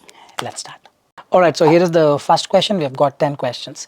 The first question, okay, I'm going to add a timer of 3 minutes, but try doing it in less than 2 minutes if possible. So post 3 minutes, I'm going to come back and show you how exactly to do it, how to mix the strategies, grammar, collocation, and the context. Let's start.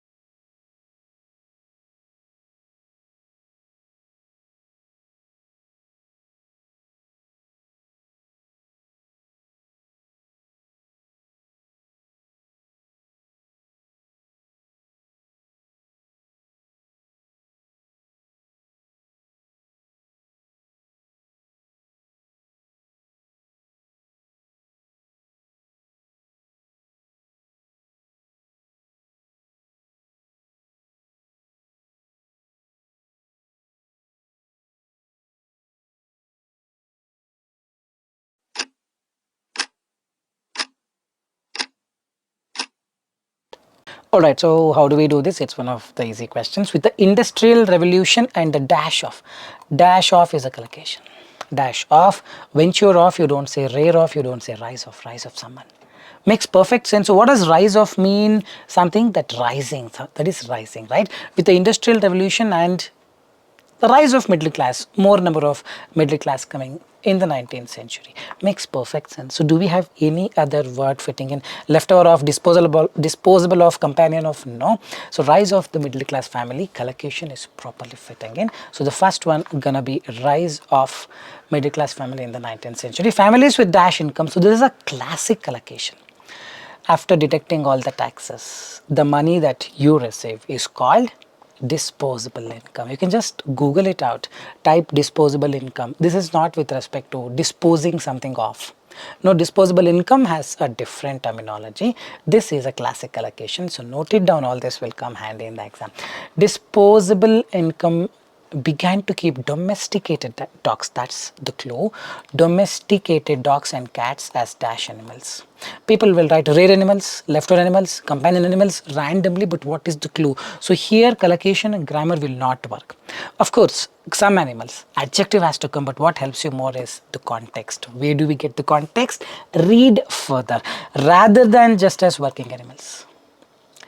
You are adopting or keeping an animal not for working purpose, then for what purpose? It's gonna be a pet animal. That's called keep domesticated dogs and cats as companions, companion animals. So this is not with respect to collocation or grammar, this is pure context. Hope you're getting it. We're mixing up the strategies, and this strategy differs from question to question. Businessman James Pratt introduced the first commercially prepared pet food in England in approximately 1860. After seeing dogs being fed dash biscuits from a ship. Of course, the sight of it. He saw the dogs being fed some biscuits in the ship. He did not like it. If they are giving the dog Britannia biscuit, he would be really happy. Of course, they have not given Britannia biscuit. They have given some biscuit. So as a result, he formulated the first dog biscuit, a mix of wheat meals, vegetables, beetroot and beef blood. He is making sure to give a better nutrient to a dog. If the ships were giving Britannia biscuit, he wouldn't probably have done this. So it's not Britannia biscuit. What biscuits? Great biscuits, bad biscuits, venture biscuits. No, venture is a noun. We need adjectives before a noun. Remember, adjective. Leftover biscuits means whatever is leftover. Why dogs should take the leftover biscuits. This is what James Pratt thought and made this dog food for the first time. Pratt's business was a success. This is again a collocation. Whenever you talk about business, you add a word venture, means trying out something new. Business venture was a success. Remember this. Here, this is collocation, CL. One moment. This is collocation. This is context. This is context. This is collocation. So the idea being, three things you can do, three blanks you can solve like this using collocation method.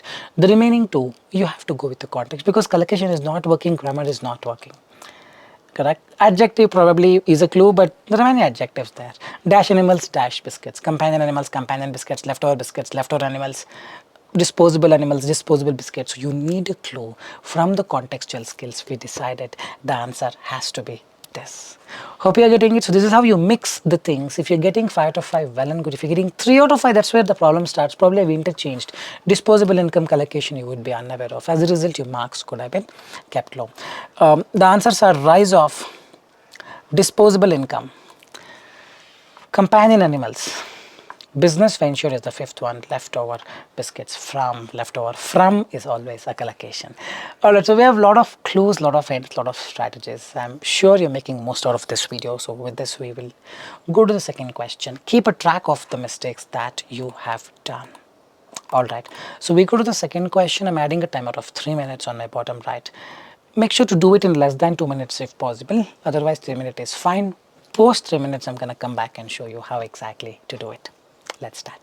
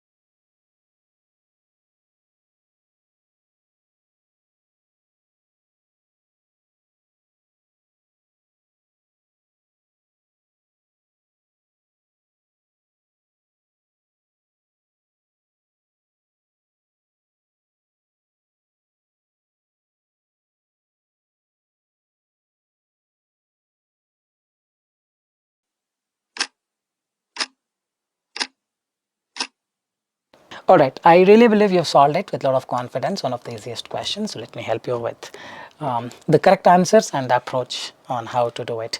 Happy relations cannot be dash to is a collocation. Cater to, addicted to, the seat has been allotted to you, or cause to, fight to, within to, affectionately to, lack to. I want to connect with you, not connect to you. Wrong. Attributed is the only thing that is going with to. Attributed to means saying that because of the luck. Cannot be attributed to luck. Means you cannot say happy relationships.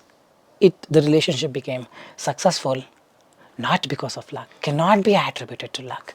Getting it? So there's gonna be one. You need to work towards them. It cannot be luck. By chance it will not happen. You need to work towards them. Begin with yourself. First clue. To the extent you get upset, you are the dash after the noun should come. You are the fight. You are the cause. You are the connect. You are the lack. You are the lack. You are the fight. You are the connect. No meaning. You are the cause. You are the reason. To the extent you get upset, you are the reason. You cannot blame anyone else. You are the cause. Getting it? It's straightforward one. After the noun should come, you have cause, fight, lack, the lack of.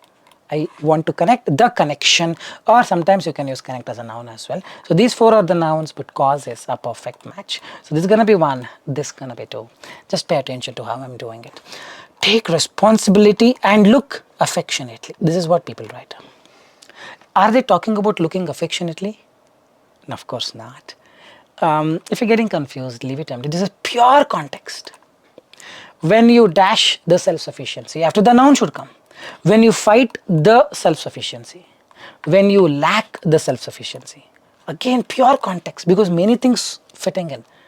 Get the context. How to get the context? Read, patiently read further. When you lack the self-sufficiency to be happy with yourself, you need to lean on others. When do you depend on others? When you are not happy with yourself. When you dash the self-sufficiency to be happy. When you are not happy with yourself, or when you lack the self-sufficiency to be happy with yourself, then you need to lean on others, correct? Then you need to lean on others only when you lack the sufficiency to be happy.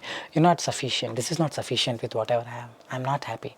Then you go to something else, isn't it? Pure context. We will come to this very shortly. This is the starting point of a bad relationship, when you start depending on others for you to be happy. Only when you're happy within, the entire context is about first work towards yourself. Look within, look within, look within. Because getting it, that's how you do it. That's how you do it. Third one, randomly you write, look affectionately. It's very easy to do, isn't it? Easy things, everyone wants to do. Difficult things, 1 in 1,000 will do. Be that 1 in 1,000 who take that pain. Read further, wait for a perfect clue. Look affectionately has no clue, except for the fact that your heart is singing, look affectionately is the answer. Your kidney is telling you. This is not telling you. When you read everywhere, be happy with yourself, begin with yourself, happy within. So a lot of clues why the answer should be look affectionately. The last one, only when you're happy within can you dash with others. With, you can connect with you. You can connect with him, connect with is a collocation. And after can or you, verb has to come, verb 1 has to come. Your fight, connect. Only two possibilities. Fight meaningfully with others. Only when you're happy you will fight. When you're happy you will not fight. You talk to them. Correct guys, getting it right. Few of them are pure collocation, few of them grammar, few of them pure context. And when you mix, you're going to do it in less than 2 minutes. If you don't mix and go with context for all, probably it may take 4 minutes. That every 1 minute extra may be a burden to you. You will not be able to solve all the questions within the stipulated time. As a result, you come to the last 2 questions, you have 2-3 minutes left. You rush, both the question gone case. Divide the time, mix the approach. Trust me on these things will fall in place. Cannot be attributed to pure collocation. You are the cause, collocation and context. Take responsibility and look within pure context. When you lack the self-sufficiency pure context. Can you dash meaningfully? Connect or fight grammar? Connect is going with the context. Connect meaningfully with others. Any doubts? Do leave comment in the comment section. I hope I have helped you with everything. This is one of the easy examples. Keep a track of the mistakes that you have done. 2 questions done. 8 more to go. We will move on to the third question. 3-minute timer on my bottom right. Here you go.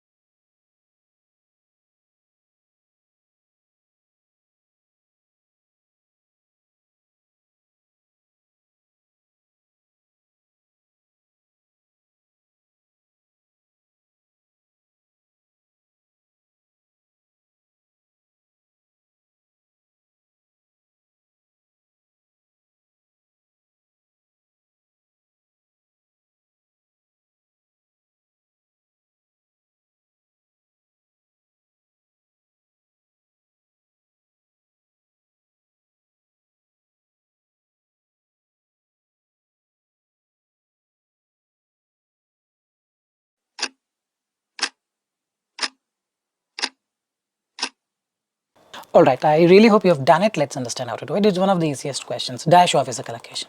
After full stop, if there is a blank and a comma, it should be introductory adverb. Meticulously is not an introductory adverb. However, as a result, therefore, in conclusion, furthermore, in addition, historically, see, they're all the starting things. Meticulously means very infine, very finely tuned. This video is meticulously done, giving, the preference to each and everything. That is meticulously. It's not fitting there. See, the moment I see, I'm not reading it, I know dash off is better off, remote off, through off, capable of, historically. 2 is done. This process was done via hit and trial. This process was through. If you're not reading it, well, this will come with the experience. May not be for all the blanks, but most of the blanks you can easily do it. At least some 30-40% of the blanks through this. Through. Now I'm not reading this. If you want, you can read quickly or skim it. Today, AI and machine learning enhance our search for new materials, analyzing millions of potential solutions. AI will analyze millions of solutions quickly through through something, through this technology, through nanotechnology, through something. Noun has to come. Through better, better is adjective. Meticulously is adverb. Remote process, adjective. What is left? Simulation or grammar is helping us. We're not even trying to read and get the context, because getting the context will definitely take time. Well, you need the context for few of the things like the previous one. Here you don't need. So try it first with the grammar and collocation. If you're very much sure of the answer, then no need of context. If you're at least 1% not sure, then read, it's okay. The last one, dash sensing. Adjective has to come. Better sensing, remote sensing. Now you need a clue. It could be better sensing also. You see satellite man, satellite is remote sensing, you check about it. So you have a clue, it cannot be better sensing, remote sensing fits in. So first is capable of, second is historically, third is through, fourth is simulation, fifth is remote. So this is the approach. Well, to come to this, probably some people take time, some can come like this, some are really sharp. They've already gotten it. The rest of the questions they may start doing it this way. But only when you start applying things this way, over the time, you become more confident on doing things correctly. Otherwise, people start with this, randomly select all the wrong answers because it is collocation fitting in. If you see properly, the first one, I did not directly go with capable of. I knew capable of is the correct answer because it's a collocation, but I also made sure, is there any other word that's fitting with the word of? Remote of, through of, simulation of is also correct. Historically of, better of, meticulously of, simulation of, capable of, other materials capable of efficiently generating, not simulation of, correct? So things are not straightforward. Don't directly apply them without any clue. You need the process, you need to know the, the knowledge. If you're selecting the collocation, make sure there is no other word that fitting in. Here dash comma after full stop, historically is the only introductory adverb. This is adverb, only two. But I'm making sure to check both. What people do, meticulously, directly go, check the other word. Historically, directly go, check if any other word fits in. This is the clue. This is the approach. Directly don't settle, oh, this is the answer. Is there anything else also fits in? Not this, not this, not this, not this, not this. Oh, then this is the answer.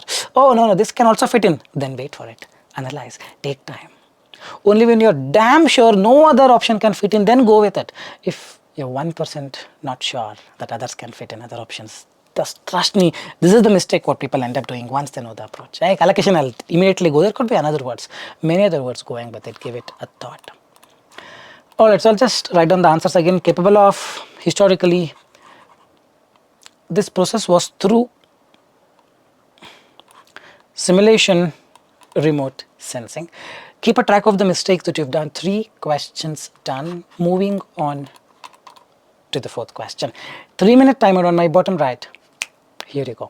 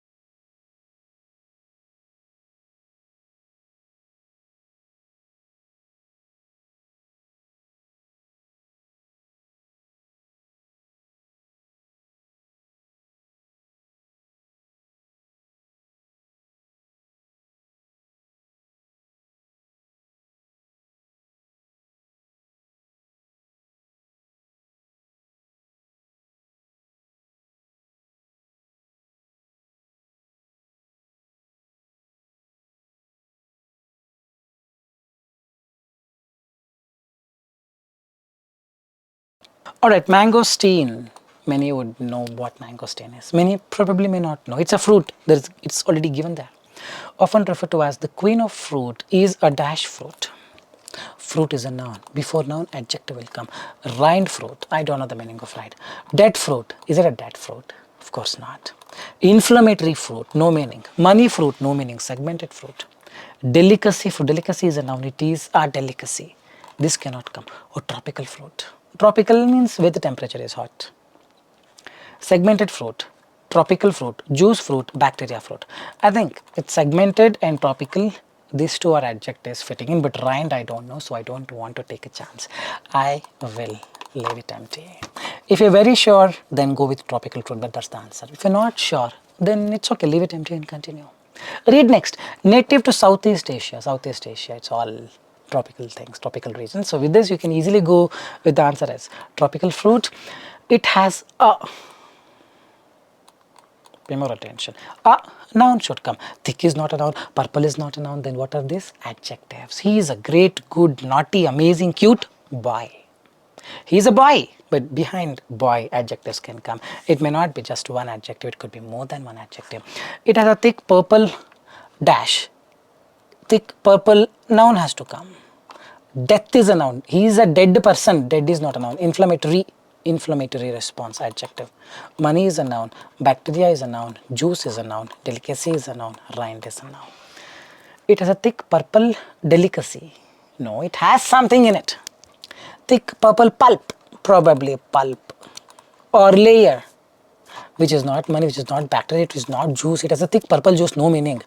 Not delicacy, so what is left? This is called elimination method. You eliminate all. See, you try to fill it on your own first. This is the start of it. I filled this on my own. It has a thick purple layer that encases juicy something flesh. It has a purple pulp. It has a purple fruit. It has some meat, something inside it, which is not delicacy, which is not a dead, which is not a juice, which is not bacteria. Rind, I don't know. That has to be no. So how it is going on here? I first filled it on my own. This is pure context. And then I try to find a synonym of it. Delicacy is not a synonym of the pulp. Tropical juice is not. Bacteria is not. Honey is not. Rind, that has to be the answer. Is getting it? You can check the meaning of rind in the dictionary in the internet. It is a thick purple rind that encases juicy dash flesh. People write dead flesh. No, you see mangosteen. It will be like this. It's all segmented. It's a segment, man. It's a segmented flesh.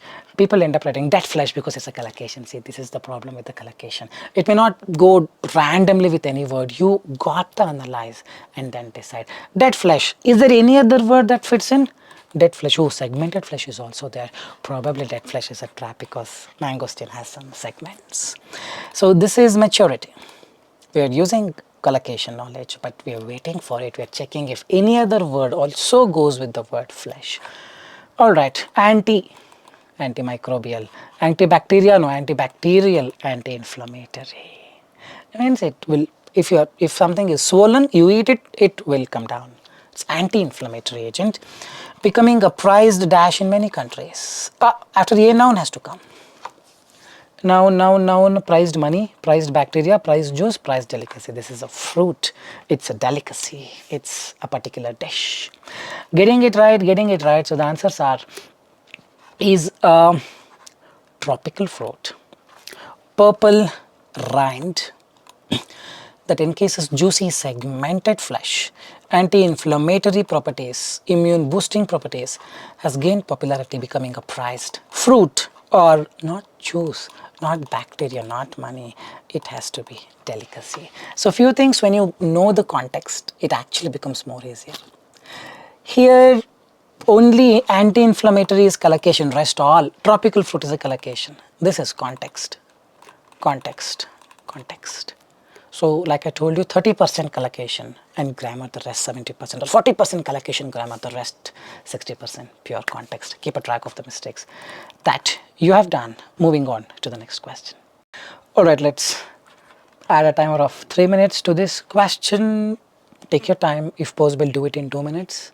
Otherwise, the minute is fine. Once done, resume the video to understand how to do it.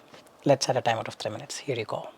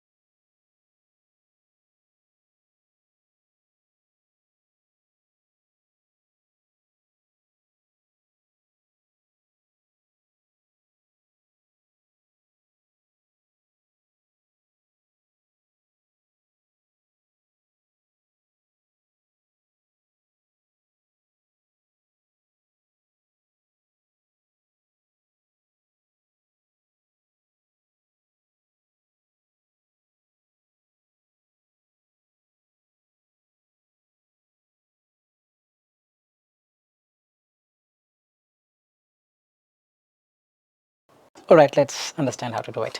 Monsoon refers to the seasonal dash pattern. So now people who know about monsoon will just say monsoon happens because of the wind, the storm. It will carry the clouds or some science is there. But those who are not sure about it now have to rely on these things and the context. Monsoon refers to the seasonal pattern is a noun, before a noun adjective, disruptions is a noun, phenomenon is a noun, tanker is a noun, laden, I don't know, we will see what it is, happiness is a noun, replenishing is a verb, we need adjective, delicacy, the delicacy, noun, wind is the only adjective, so it's a wind pattern. Using context you can directly fix it, if not then you can use the grammar to fix this particular thing that brings heavy rainfall to various regions, most notably in South Asia. This climatic, this after this noun should come. This climatic disruptions. This, the word this cannot go with the word disruptions, it should be disruption because this begets or this needs singular. Correct? This climatic phenomenon perfectly fits in. Should I write like this? Yes, but cross verify if any other word fits in. Monsoon is a climatic phenomenon. Tanker, laden, happiness, replenishing, delicacy is not fitting. And though I don't know the meaning of laden, let's say I would still go with phenomenon for the second one. Occurs due to the differential heating of the land and the sea, which creates a shift in the wind direction. So this would be wind. It creates a shift in the wind direction and moisture dash air masses. Air, moist, it carries the moisture. This should be moisture carrying air masses. Replenish. What is the meaning of replenish? We will talk more about it. It's a moisture carrying. So if you're not sure about it, leave it empty and we'll continue. That's how you do it. The monsoon season typically spans from June to September, providing vital water for agriculture. Dash water supplies. Until June, there is no rain. All the water supplies underneath is gone. There is no water. And now it will refill, that is replenish. Getting it, this would be for replenishing, providing, replenishing. Here also ing with that also you can go. That's called symmetrical thing, or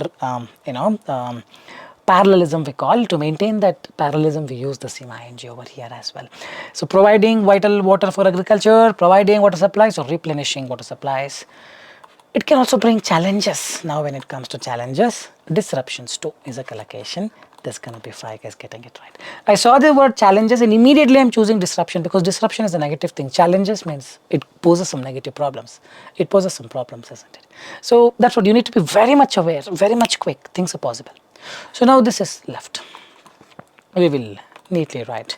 Disruptions is the 5th one. Replenishing water supply is going to be 4th one. This is first one, climatic phenomenon, which creates a shift in wind direction and moisture carrying air masses. Correct? Moisture carrying, or moisture filled with moisture air masses. That's what we need. This is not moisture tanker air masses. Moisture happiness, moisture delicacy. This is called elimination method. I don't know the meaning of laden. Probably this means moisture laden air masses, or something that carries the air masses with the moisture. So this gonna be 3. Trust me on this, you cannot choose any other blank here for this. You cannot choose happiness air masses place. You cannot choose delicacy tanker. People simply write tanker water supplies here. Trust me on this, 50% of the people who are watching this video would have written tanker water supplies. Because that's, the context is so poor. See, if you're giving 2 hours to PTE preparation, make it to 1 hour and the rest 1 hour read books. Automatically problem solved. If you're giving 4 hours to PTE preparation, 2 hours you study PTE, 2 hours you study English, meaning newspaper or novel, automatically things are fixed. Hope you're realizing most of the people's problem is vocabulary and the context. You read, you don't understand, then how do you do it? You're not just with the strategies, you need the context. Context is 60% or 70%. Tips and tricks, collocation, grammar is only 30-40%. So you need the context. For that you need to read, remember this, please read as much as possible. Well, you need to practice, but along with that, couple it up with reading activity. So 1 is wind, 2 is phenomenon, 3 is laden, 4 is replenish, 5 is disruptions. Keep a track of the mistakes that you've done. 5 questions are done, another 5 more. We are inching towards the end. All right, we will move on to the next question. 6th question, keep a track of the mistakes that you have done. 3-minute timer on the bottom right. Here you go.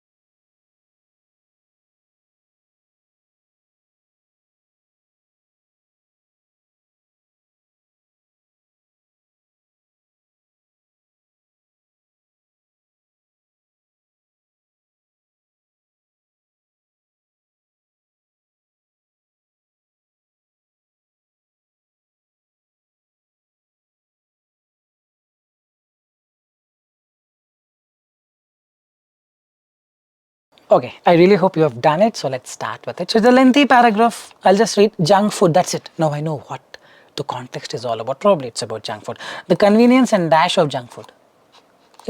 Junk food is very convenient. You can just go and buy it, or probably it's very easy to buy and it's less priced. Something has to come. The convenience, the dash, the accessibility makes perfect sense. See, I'm not reading people eat junk food. No, I got the context of junk food. Now I know it's all about junk food, which we are all king of junk foods, isn't it?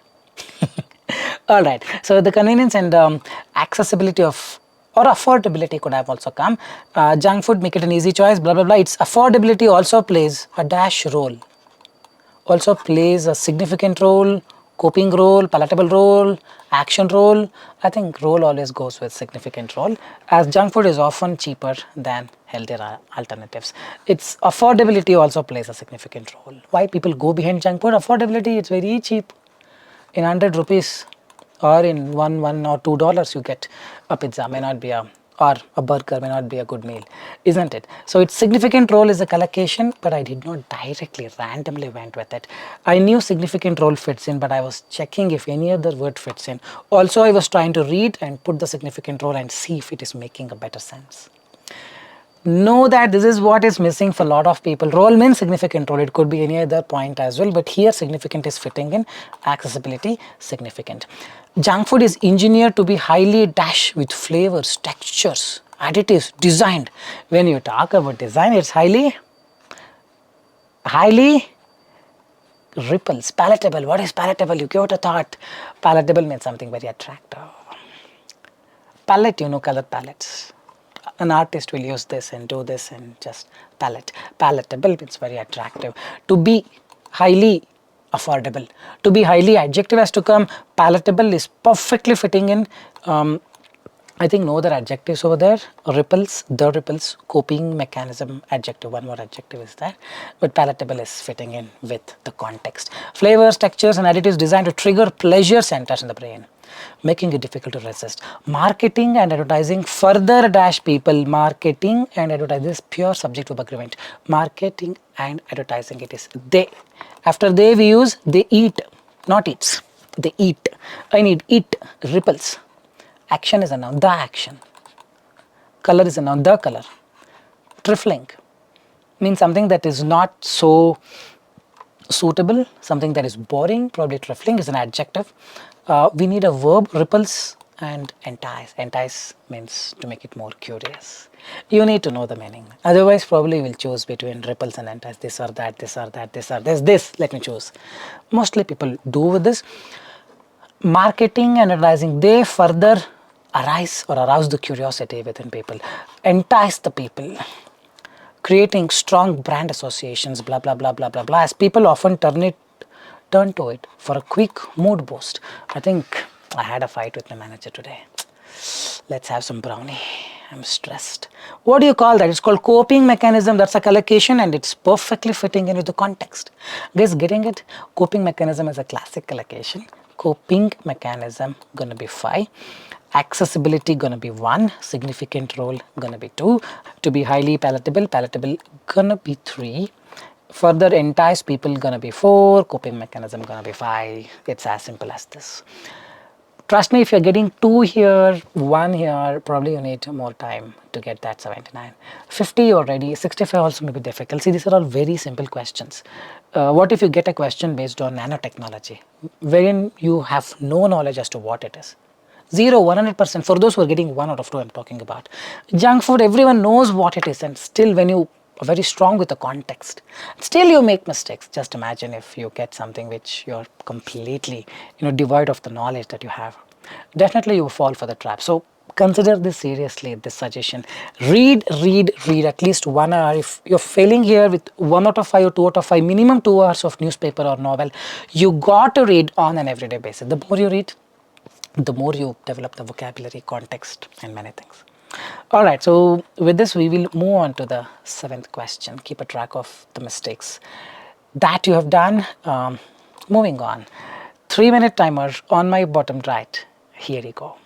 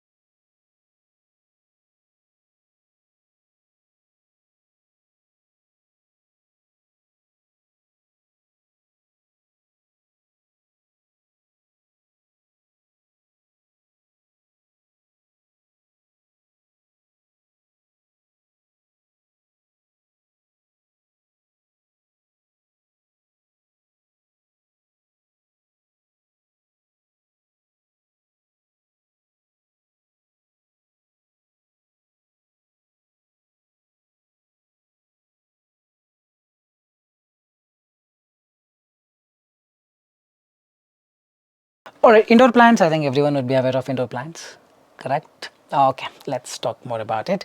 Are a delightful addition to any living space, offering dash appeal. Appeal is to the eyes, means it looks wow to the eyes. That's always aesthetic appeal. Proper collocation, aesthetics you call, oh aesthetically this house looks so pleasing. Means to look at it, it seems wow. On the first glimpse, you come there and watch it and say, wow, that's aesthetic appeal. Aesthetics means the outer appearance. And a dash of health benefits, number of health benefits. See, I'm trying to fill it on my own. Indoor plants are delightful addition, offering aesthetic appeals and a myriad of, you would have used this word, myriad or multitude or numerous in your essay templates. They purify the air by absorbing toxins. Correct. Indoor plants are really helpful. Releasing oxygen, increase humidity, which can reduce the dash of respiratory issues. Occurrence of the issues, which can reduce the occurrence of the respiratory issues.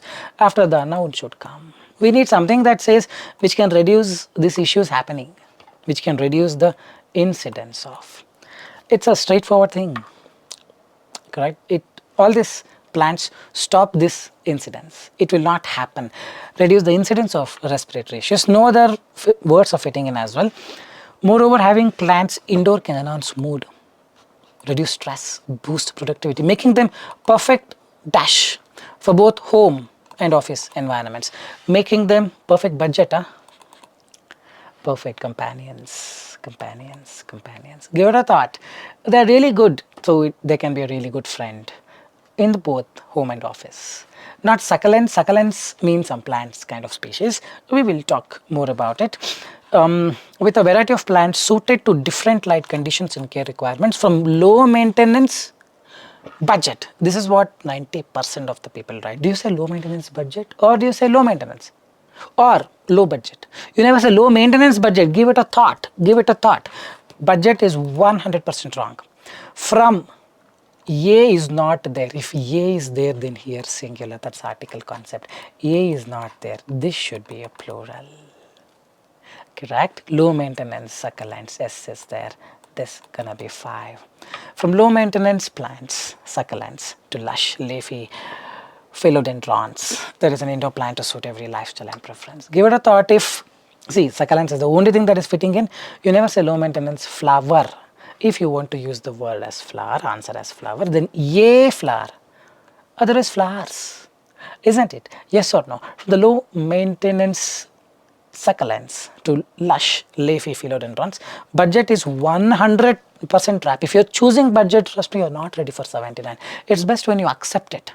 You work towards it and get right 90 overall, rather than just going to exam thinking you're all ready and see a very bad score. This video helps you understand where you stand.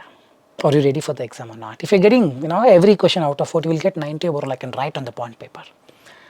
If you're getting 4, still fine. If you're getting 3, 2 in every question, then you're not ready for the 165. Alright, I think we will just revisit the answers once again. Aesthetic appeal, myriad of health benefits, incidence of respiratory issues, perfect companions, succulents, means some plants. Alright, I think that's all. The 7th one is done. We will move on to the 8th one. Keep a track of the number of mistakes that you have done. Write down the number of marks that you have received. 7 5 are 35 marks to another 15 marks pending from 3 questions. We will move on to the 8th question. 3-minute timer on my bottom right. Here you go.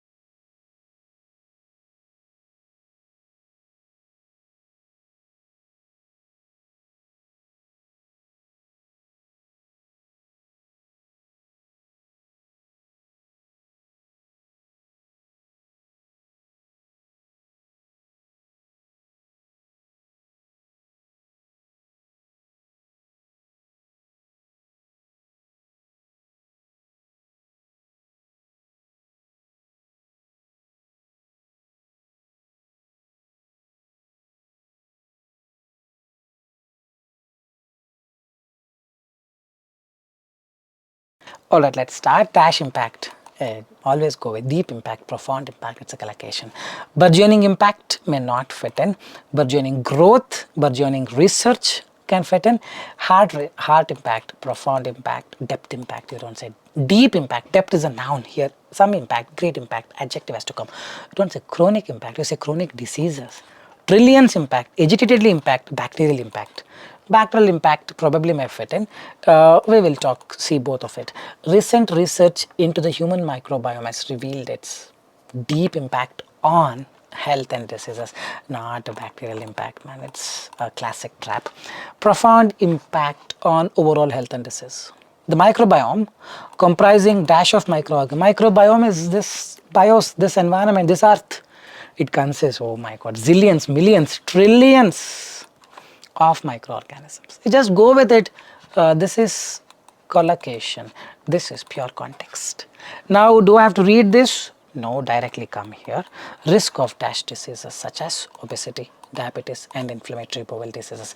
Risk of heart diseases is wrong. Risk of chronic diseases, long-lasting diseases. You cannot say risk of heart disease such as obesity. Obesity is not a heart disease. Obesity is a chronic condition, correct? Risk of chronic diseases such as obesity, diabetes and inflammatory. See how I did it. After finishing the second one, I did not read all these things. Directly I'm coming to third one. And third one, directly I did not choose heart. The moment I come to heart, I always thought, I think there could be some other word that's going with the disease. So chronic is also fitting in. So what do? I'll read further. Got the context. It's a collocation plus context, which help me evade the trap, escape the trap, avoid the trap and choose chronic as the correct answer. If you don't follow this directly, heart disease, done and dusted. Alright, the next one, dash, comma. When you have dash, comma, it's always an introductory adverb in addition, however, furthermore, conversely, means however, opposite direction. This dash field of research, this great field of research, I need an adjective. You never say depth field of research, deep field of research probably, depth is a noun. This bacterial field of research is what people would write, but it's something that is coming up. That's burgeoning field of research, not bacterial field of research. Well, they probably would have talked about some bacteria and all. It's microbiome, allergies, depression, autoimmune conditions. I don't see much of the word related to bacterial research. It's burgeoning means advanced. It's coming up a lot these days. It's driving the development of microbiome based therapies. Because of this advancement, that is burgeoning research, proper collocation. Alright, so let's quickly revisit all the answers one by one. Profound impact, collocation.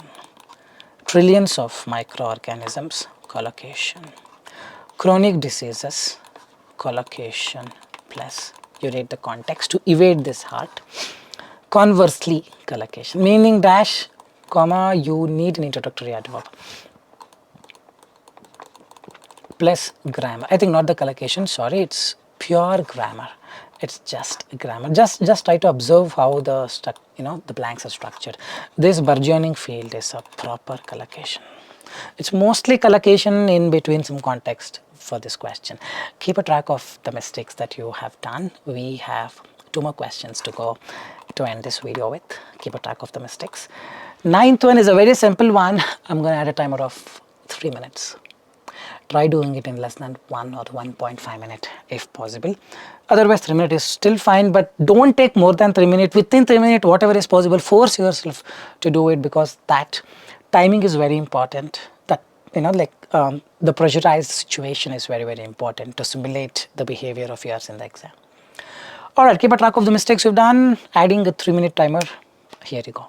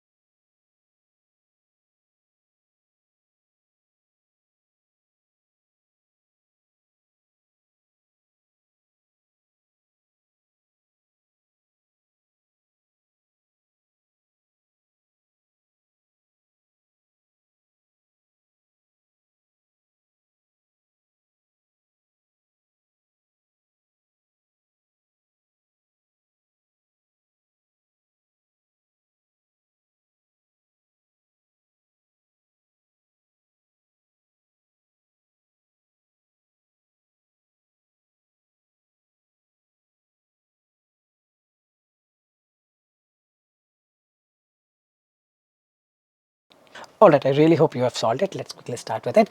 Recent fashion trends have seen a dash of nostalgic styles, have seen a rise of, have seen a resurgence of, something that goes with the word of. Eclectic of, no, eclectic is an adjective, eclectic designs. Blended of, price of, have seen a price of style. Height of, have seen a height of styles. Probably don't say height of styles. You say resurgence, means coming back. Price of styles, embracing of styles, sustainability of the styles. Alright, let's fix this up for the rest of the questions. So it's resurgence of nostalgic styles, old styles. Recent fashion trends. Old is gold is what they're talking about. Recent fashion trends have seen resurgence of nostalgic styles.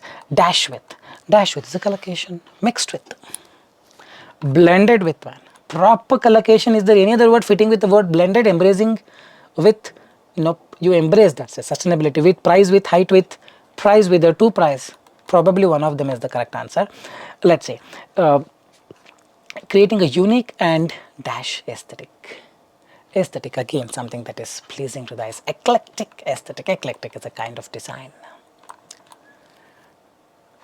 Adjective has to come. Eclectic aesthetics, price aesthetics, height aesthetics, price aesthetics, embracing aesthetics, sustainability aesthetics. None of them are fitting in, but if you're confused if it is price aesthetics, no, these two are noun or a verb. Prized aesthetic.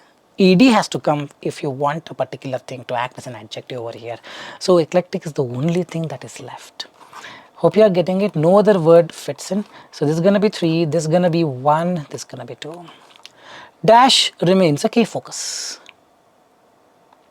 Prize, this PRIZE means the trophy that you win after you win a tournament. 100% wrong. Price, this is money. 90% of the people write price. Money remains a key focus with an increasing number of brands. Dash eco-friendly materials. When you talk about eco-friendly materials, you're talking about sustainability. You have to sustain.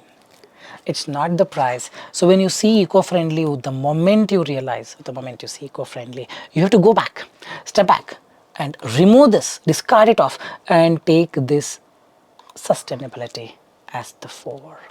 Sustainability remains a key focus with an increasing number of brands accepting eco-friendly materials, increasing number of people doing it. ING has to come. So this is a gerund. If you keep on reading books, automatically you would know ING has to come. You just fill the sentence.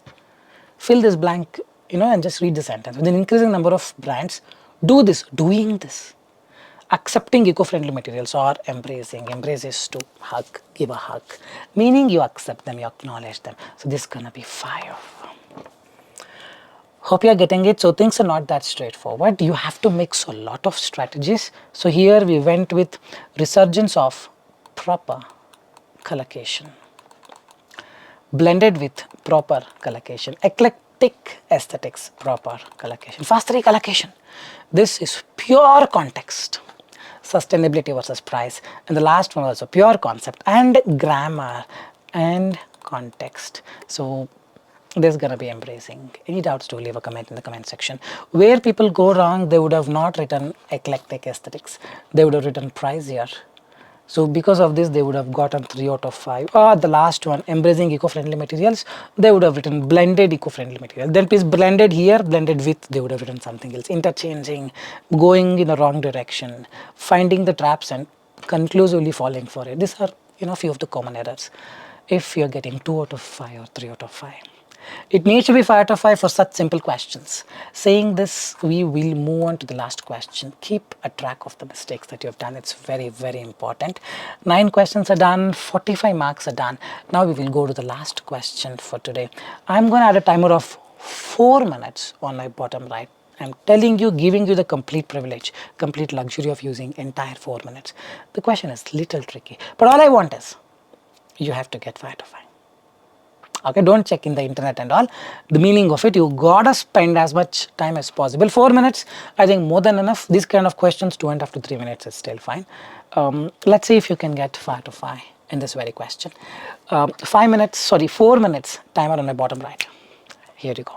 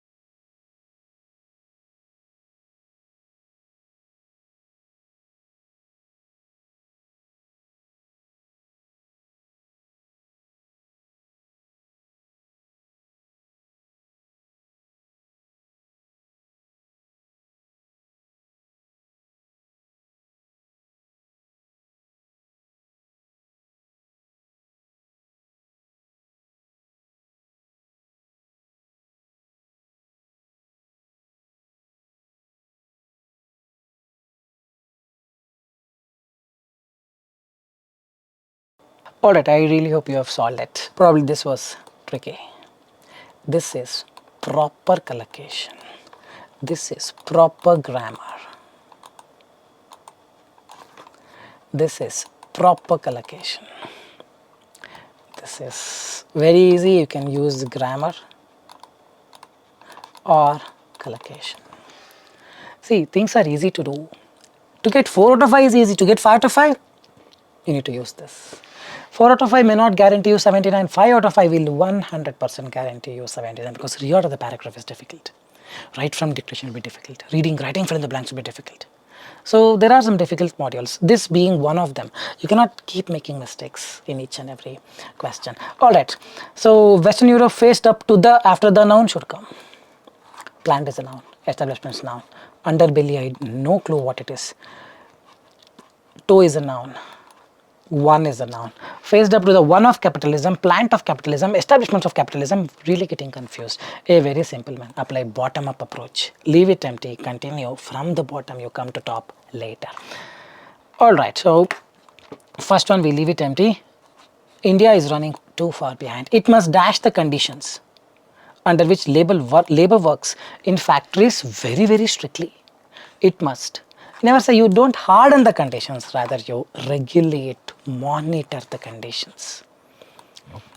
That's a collocation, regulating the conditions. And regulation, again, it's already there. You cannot fight for the word harden. Harden the conditions. No, it must regulate the conditions, means monitor and control, under which labor works in factories and other very strictly. Everything will happen. The condition should be made in a way that everything it monitors so that everything will happen very strictly. And regulation does not imply laying down. This is a verb. Addition to a verb is adverb. Adverb ends in ly. Regulation does not imply simply laying down rules. If you're regulating something, it does not mean simply you lay down the rules, but you need to implement them properly. Simply something with ly, this is where adverb helps in. Only one ly, man. So this has to be 3. Isn't it? As things stand, dash the palms of visiting government officials is enough. Bribe them, that's enough. Grease the palms under the table or something. So it's greasing the palm is a classic collocation. At commercial, for it to be business as usual, at commercial centers, it cannot be center. At a commercial center, an apple, if an is not there, apples. He went to a market. If A is not there, he went to markets. Business as usual at a commercial center. A is not there, commercial establishments. I need yes. Yes is over here. This is gonna be 5, as simple as that. Only first is left. Now we will choose. This is gonna be 5. This is gonna be 2. This is gonna be 4. And greasing, sorry. Hold on for a second. 1 is empty. It must regulate the conditions. Does not merely, all right. So as things stand, greasing the palm. So what is first? The noun has to come. The one, the underbelly, the toe, the plant. Western Europe faced up to the problem of capitalism. It's underbelly. Underbelly is a kind of a statement, meaning it's this thing is hidden because of this or something. Western Europe faced up to the hidden problem of capitalism, or faced up to the threat of capitalism. It's underbelly of capitalism. So this is going to be the first. So things are not that straightforward. I totally understand, but I believe you have understood a lot of things. Keep a track of the mistakes that you've done. These are the answers, the 10 questions that I gave you. Total 50. I wanted 44 and above for 79, 35 and above for 65. Know the reality. You have to be within this. 1 or 2 marks here and there is okay, but if you are diverting it or deviating from this by a huge margin, you need 17 and you got 38 today, you're not ready for it. You will become one day, but maybe that day is not today. So keep practicing, know the real things. You can any point of time reach us out for the course. I think that's all for today. I really hope this was an informative. It takes a lot of effort to do this. It's coming close to 3 hours. If you really think the video is informative and has been helpful, very informative, leave your valuable comments in the comment section. Anytime you need online assistance, you can text us to the number given in the description of this video. We've shared a WhatsApp link. I'll be there to help you out. Fine guys, this is Nakul signing off from Skills PTE. Soon we'll be back. Till then, take care. Bye-bye. Keep supporting us.